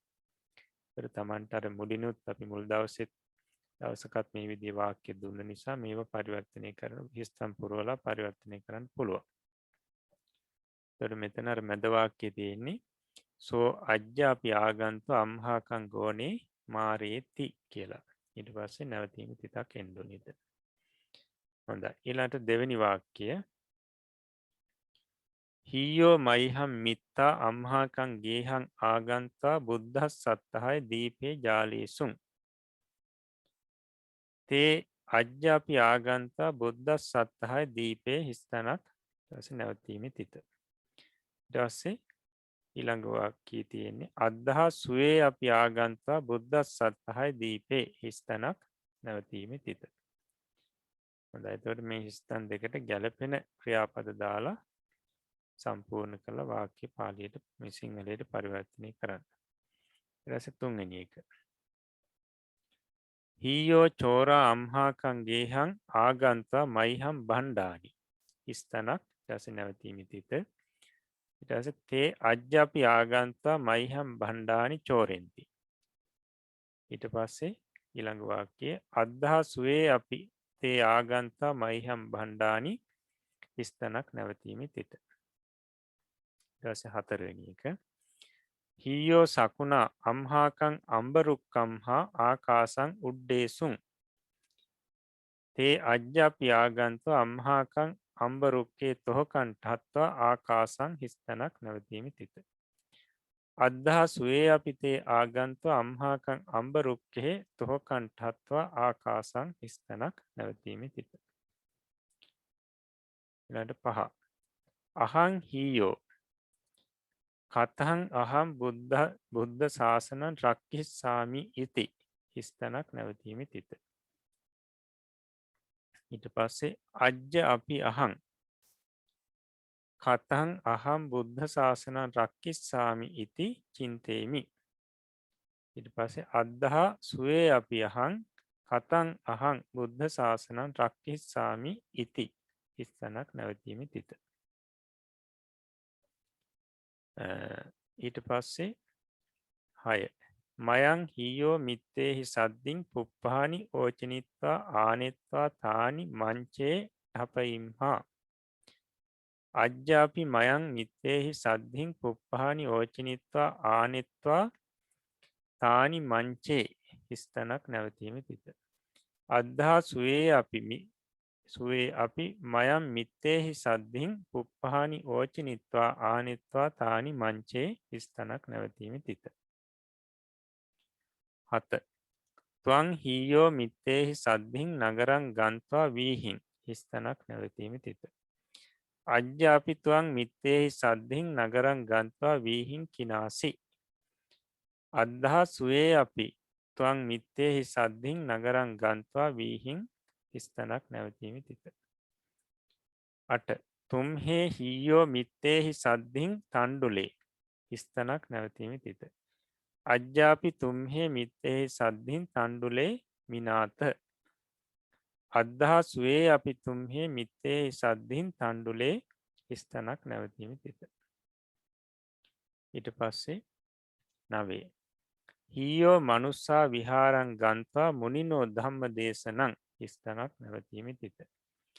අජ්‍යාපි මනුස්සා විහාරං ගන්ත්වා මුනිනෝ ධම්ම දේශනං සුනන්ති. අදහා සුවේ අපි මනුස්සා විහාරං ගන්ත්වා මුනිනෝ ධම්ම දේශනං හිස්තනක් නැවතීම තිත. රැසි 10 හීයෝ කස්සකස්සච කම්මකාරස්සච පුත්තා අම්හාකං ගේහං ආගන්ත්වා ධම්මං උග්ගන් හිම්සු. අජ්‍ය අපි තේ අම්හාකං ගේහං ආගන්ත්වා ධම්මං හිස්තනක් නැවතීම තිත. අදහා සුවේ අපිතේ අම්හාකං ගේහං ආගන්ත්වා ධම්මං හිස්තනක් නැවතීම තිත. එතකොට මේ හැම මේ අංකයක් යටතේ තියෙන මේ වාක්‍යයකම එතන වාක්‍ය තුනක් තියෙන්නේ. එකක් වර්තමාන කාලෙන්, එකක් අතීත කාලෙන්, එකක් අනාගත කාලෙන්. එතකොට සමහර ඒ වාක්‍ය අපි 10 අංකයට තියෙන වාක්‍ය තුنين එක වාක්‍යයක අපි ක්‍රියාපදේ දීලා තියෙනවා. සමහරවිට අතීත වාක්‍ය ක්‍රියාව දීලා තියෙනවා, නැත්නම් වර්තමාන වාක්‍ය ක්‍රියාව දීලා තියෙනවා. එතකොට අපිට අතීත වාක්‍ය ක්‍රියාව දීලා තියෙනවා නම් අපිට ඊට පස්සේ තියෙන්නේ වර්තමාන ක්‍රියාව සහ අනාගත ක්‍රියාව ඒ කතෘවට අනුව තියන්න. ඊට පස්සේ ඒක සිංහලයට පරිවර්තනය කරන්න. හොඳයි. එතකොට මේ වාක්‍ය වල තියෙන අමුතු වචන අපි බලමු. බණ්ඩානි කියලා කියන්නේ බහණ්ඩ. එහෙම නැත්නම් අපි කියන්නේ බඩු කියලා. ඊට පස්සේ අඹ රුක්කෙහි කියලා කියන්නේ අඹ ගසෙහි කියන එක. ඊට පස්සේ ආනෙත්වා කියන්නේ ගෙනවිත් කියන එක. තණ්ඩුලේ කියන්නේ සහල්. නැත්නම් අපි කියන්නේ හාල් කියලා. සහල් වලට තමයි තණ්ඩුලේ කියන්නේ. අඹ රුක්කම් හා කියලා තැනක ආවොත් ඒ එන්නේ පංචමියෙන්. අඹ ගසින් කියන එක. හොඳයි. එතකොට යමුතු වචනත් බලලා මේ අර හිස්තැන් ටික පුරවලා ඒ වාක්‍ය සිංහලයට පරිවර්තනය කරන්න. හොඳයි. එහෙමනම් අපි අද පාලි පාඩමත් අපි මෙතකින් අවසන් කරනවා. එතකොට අද දවසේදී අභිධර්මයේ ඉගෙන ගැනීම තුළින් సంతානී කුසල් සිතුවිලි ජනිත කරගත්තා. ඒ වගේම පාලි ඉගෙන ගැනීම තුළින් මේ උපදවා ගන්නට යෙදුණු කුසල් සිතුවිලි ආනිසංස වශයෙන් හැම දිනාටම නිදුක් නිරෝගී දිගාසිරි සැලසේවා. තව තවත් මේ ධර්මයන් ඉගෙන කියා ගන්නට ශක්තිය ධෛර්යය වාසනාව වීරිය සැලසේවා. ඒ වගේම සත්පුරුෂ කල්යාණ මිත්‍රයන්ගේ ඇසුර ලැබේවා. දිව්‍යතා මණ්ඩලයේ ධාර්මික දේව ආරක්ෂාව සැලසේවා. හැම දිනාටම ප්‍රාර්ථනා පරිදුතුම් බෝධිඥානයකින් නිවනින් සැනසෙන්නට මේ පුණ්‍ය ධර්මයේ කාන්තේම හේතුපකාර වේවා කියලා අපි ආශිර්වාද කරනවා. ඒ වගේම මේ ධර්මය අපිට කියා දුන්නු ගුරුතුමන් වහන්සේලාටත් හදා වඩා පෝෂණය කරපු දෙමාපියන්ට ශාසනික මව්වරු පියවරු සහෝදර සහෝදරියන්ටත් බුද්ධ ශාසනය වෙනුවෙන් කාලයේ ධනය ශ්‍රමය කැප කරලා මේ වෙනකොට ගිලන් බවින් පසු වෙන හැම දිනාටමත් ඒ වගේ මේ වැඩසටහන වෙනුවෙන් දිවා රාත්‍රී දෙකේ වෙහෙස මහන්සි වෙන කැලුම් මහත්මයා ප්‍රධාන සත්පුරුෂ මණ්ඩලයටත් මේ පින් ජීවිතය වලට ආශිර්වාදයක් වේවා. නිදුක් නිරෝගී දිගාසිරි සැලසේවා. සම්‍යක් ප්‍රාර්ථනා මුදුන්පත් වේවා. කෙලවර නිවෙනින් සැනසෙන්නටම මේ උතුම් පුණ්‍ය ශක්තිය හේතුපනිෂ්ඨේ වේවා කියලා අපි ආශිර්වාද ප්‍රාර්ථනා කරනවා. ඒ වගේම ශාසන ආරක්ෂක ලෝකපාලක ආත්ම ආරක්ෂක අල්පේශාක්‍ය මහේශාක්‍ය දිව්‍යතා මණ්ඩලයටත් මේ පින් දැනේවා පෙනේවා. මේ පින් අනුමෝදන් වෙත්වා. දෙවියෝ සැපයෙන් සැපයට පත් වෙත්වා. බුද්ධ ශාසනයේ බුද්ධ ශ්‍රාවකයන් නිරතුරුවම ආරක්ෂා කරත්වා කියලා අපි ආරාධනා කරමින් පුණ්‍යානුමෝදනා කරමු. ඒ වගේම මිය පරලොව ගොස් පින් බලාපොරොත්තුවෙන් පසුවන හැමටත් මේ පින් දැනේවා පෙනේවා. මේ පින් අනුමෝදන් වෙත්වා. ඒ ඥාතියෝ සැපයෙන් සැපයට පත් වෙත්වා. කෙලවර නිවනින් සැනසෙත්වා කියලා අපි පුණ්‍යානුමෝදනා කරමු. අවසාන වශයෙන් අප හැම දිනාටමත් මේ උතුම් පුණ්‍ය ශක්තිය සතර මාර්ග සතර ඵල පිළිවෙලින් උතුම් නිවනින් සැනසෙන්නටම හේතුපකාර වේවා කියන ප්‍රාර්ථනාව ඇති කරගෙන මම කිව්වට පසු මේ වාක්‍යය කියමින් නිවන් සුව ප්‍රාර්ථනා කරමු. ඉදම්මේ පුඤ්ඤ කම්මං ධම්මේ පුඤ්ඤ කම්මං ආසවක්ඛයා වහං හෝතු ආසවක්ඛයා වහං හෝතු සබ්බ දුක්ඛා පමුංචතු අබ්බ දුක්ඛා පමුංචතු මාගේ මේ පුණ්‍ය ධර්මය මාගේ මේ පුණ්‍ය ධර්මය මාර්ගඵල නිවන් පිණිසම මාර්ගඵල නිවන් පිණිසම හේතු වේවා හේතු වේවා වාසනාව වේවා. වාසනාව වේවා. සාදු සාදු සාදු.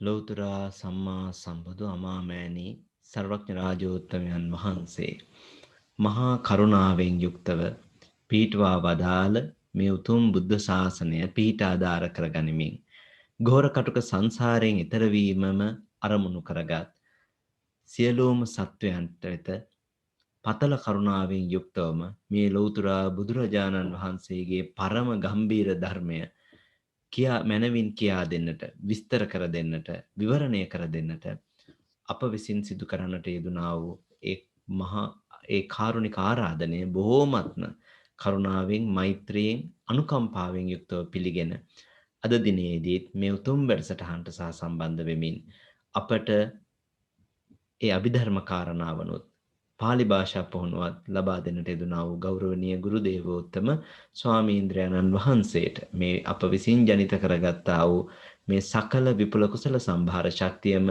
ස්වාමින් වහන්සේට නිදුක් නිරෝගී තිර ජීවනය පිණිසම හේතුපනිශ්‍රේ වේවායි කියමින් පුණ්‍යානුමෝදනා කරමු. පෞරාණික තේරවාදය ත්‍රිපිටක අධ්‍යයන වැඩසටහනට සමගාමී 41 වැනි අභිධර්ම පාඩමත් පාලි භාෂා පුහුණු පාඩමත් නිල වශයෙන් අපි අවසන් කරන්නටයි සූදානම් වන්නේ. මින් අනතුරුව සජීවී වැඩසටහනට සහභාගී වන පිරිසට සුපුරුදු පරිදි අද දිනේදී හැකියාව අවස්ථාව තිබෙනවා ධර්ම සාකච්ඡාවට යොමු වෙන්නට. මෙතෙක් සාකච්ඡා කරන්නට යෙදුණු පාඩම් සම්බන්ධයෙන් ඔබට ඇති ගැටලු ඍජුවම ගෞරවනීය ස්වාමින් වහන්සේගෙන් විමසා ගන්නට. ඒ වගේම YouTube channel ඔස්සේ මේ වැඩසටහන් ආරම්භන පිරිසටත් අපි නැවතත් ආරාධනා කරන්නට කැමති. වර්ෂයක් පුරාවට සිද්ධ කරගෙන ආපු මේ වැඩසටහන් මාලාවේ වැඩසටහන් 40ක්ම වන විට YouTube පෞරාණික තේරවාදය YouTube channel ඔස්සේ දැක බලා ගන්න සලස්සලා තියෙනවා. ඒ නිසා විශේෂයෙන් පසු වැඩසටහන් වලට සහ සම්බන්ධ වෙච්ච ඔබට පුළුවන් පෞරාණික තේරවාදයේ YouTube channel මගින් මේ වැඩසටහන් මාලාවම පළමු වැඩසටහනේ සිට දැක බලා ගන්නට. ඉතින් ඒ සඳහා අවස්ථාව තිබෙන බවත් සිහිපත් කරනවා. යම් කිසි කෙනෙකුන් හට මේ සජීවී වැඩසටහනට සම්බන්ධ වෙන්න අවශ්‍ය නම් ඔබට තිබෙන ගැටලු ගෞරවනීය ස්වාමින් වහන්සේගෙන් විමසා ගන්නට අවශ්‍ය නම් අපි ඔබට බොහොම කරුණාවෙන් මෛත්‍රියෙන් මතක් කර සිටිනවා. අපේ ඊමේල් ලිපිනය tripitaka.lesson@gmail.com ඊමේල් ලිපිනයට ඔබේ ඉල්ලීම යොමු කරන්න. අපිට පුළුවන් ඔබටත් ඔබවත් මේ පන්තිට ඇතුළත් කරලා ඔබටත් සහසම්බන්ධ වෙන්න අවස්ථාව ලබා දෙන්න. හොඳයි.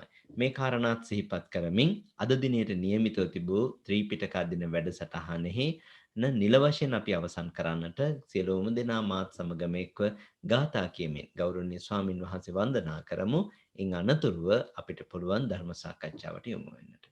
හොඳයි. අවසරයි ස්වාමීනි. හොඳයි. ඕකාස වන්දාමි බන්තේ සුඛී හෝතු. මයා කතං පුඤ්ඤං සාමිනානුමෝදිතබ්බං සාදු සාදු අනුමෝදා. සාමිනා කතං පුඤ්ඤං මයිහං දාතබ්බං සාදු අනුමෝදිතබ්බං. සාදු සාදු අනුමෝදාමි.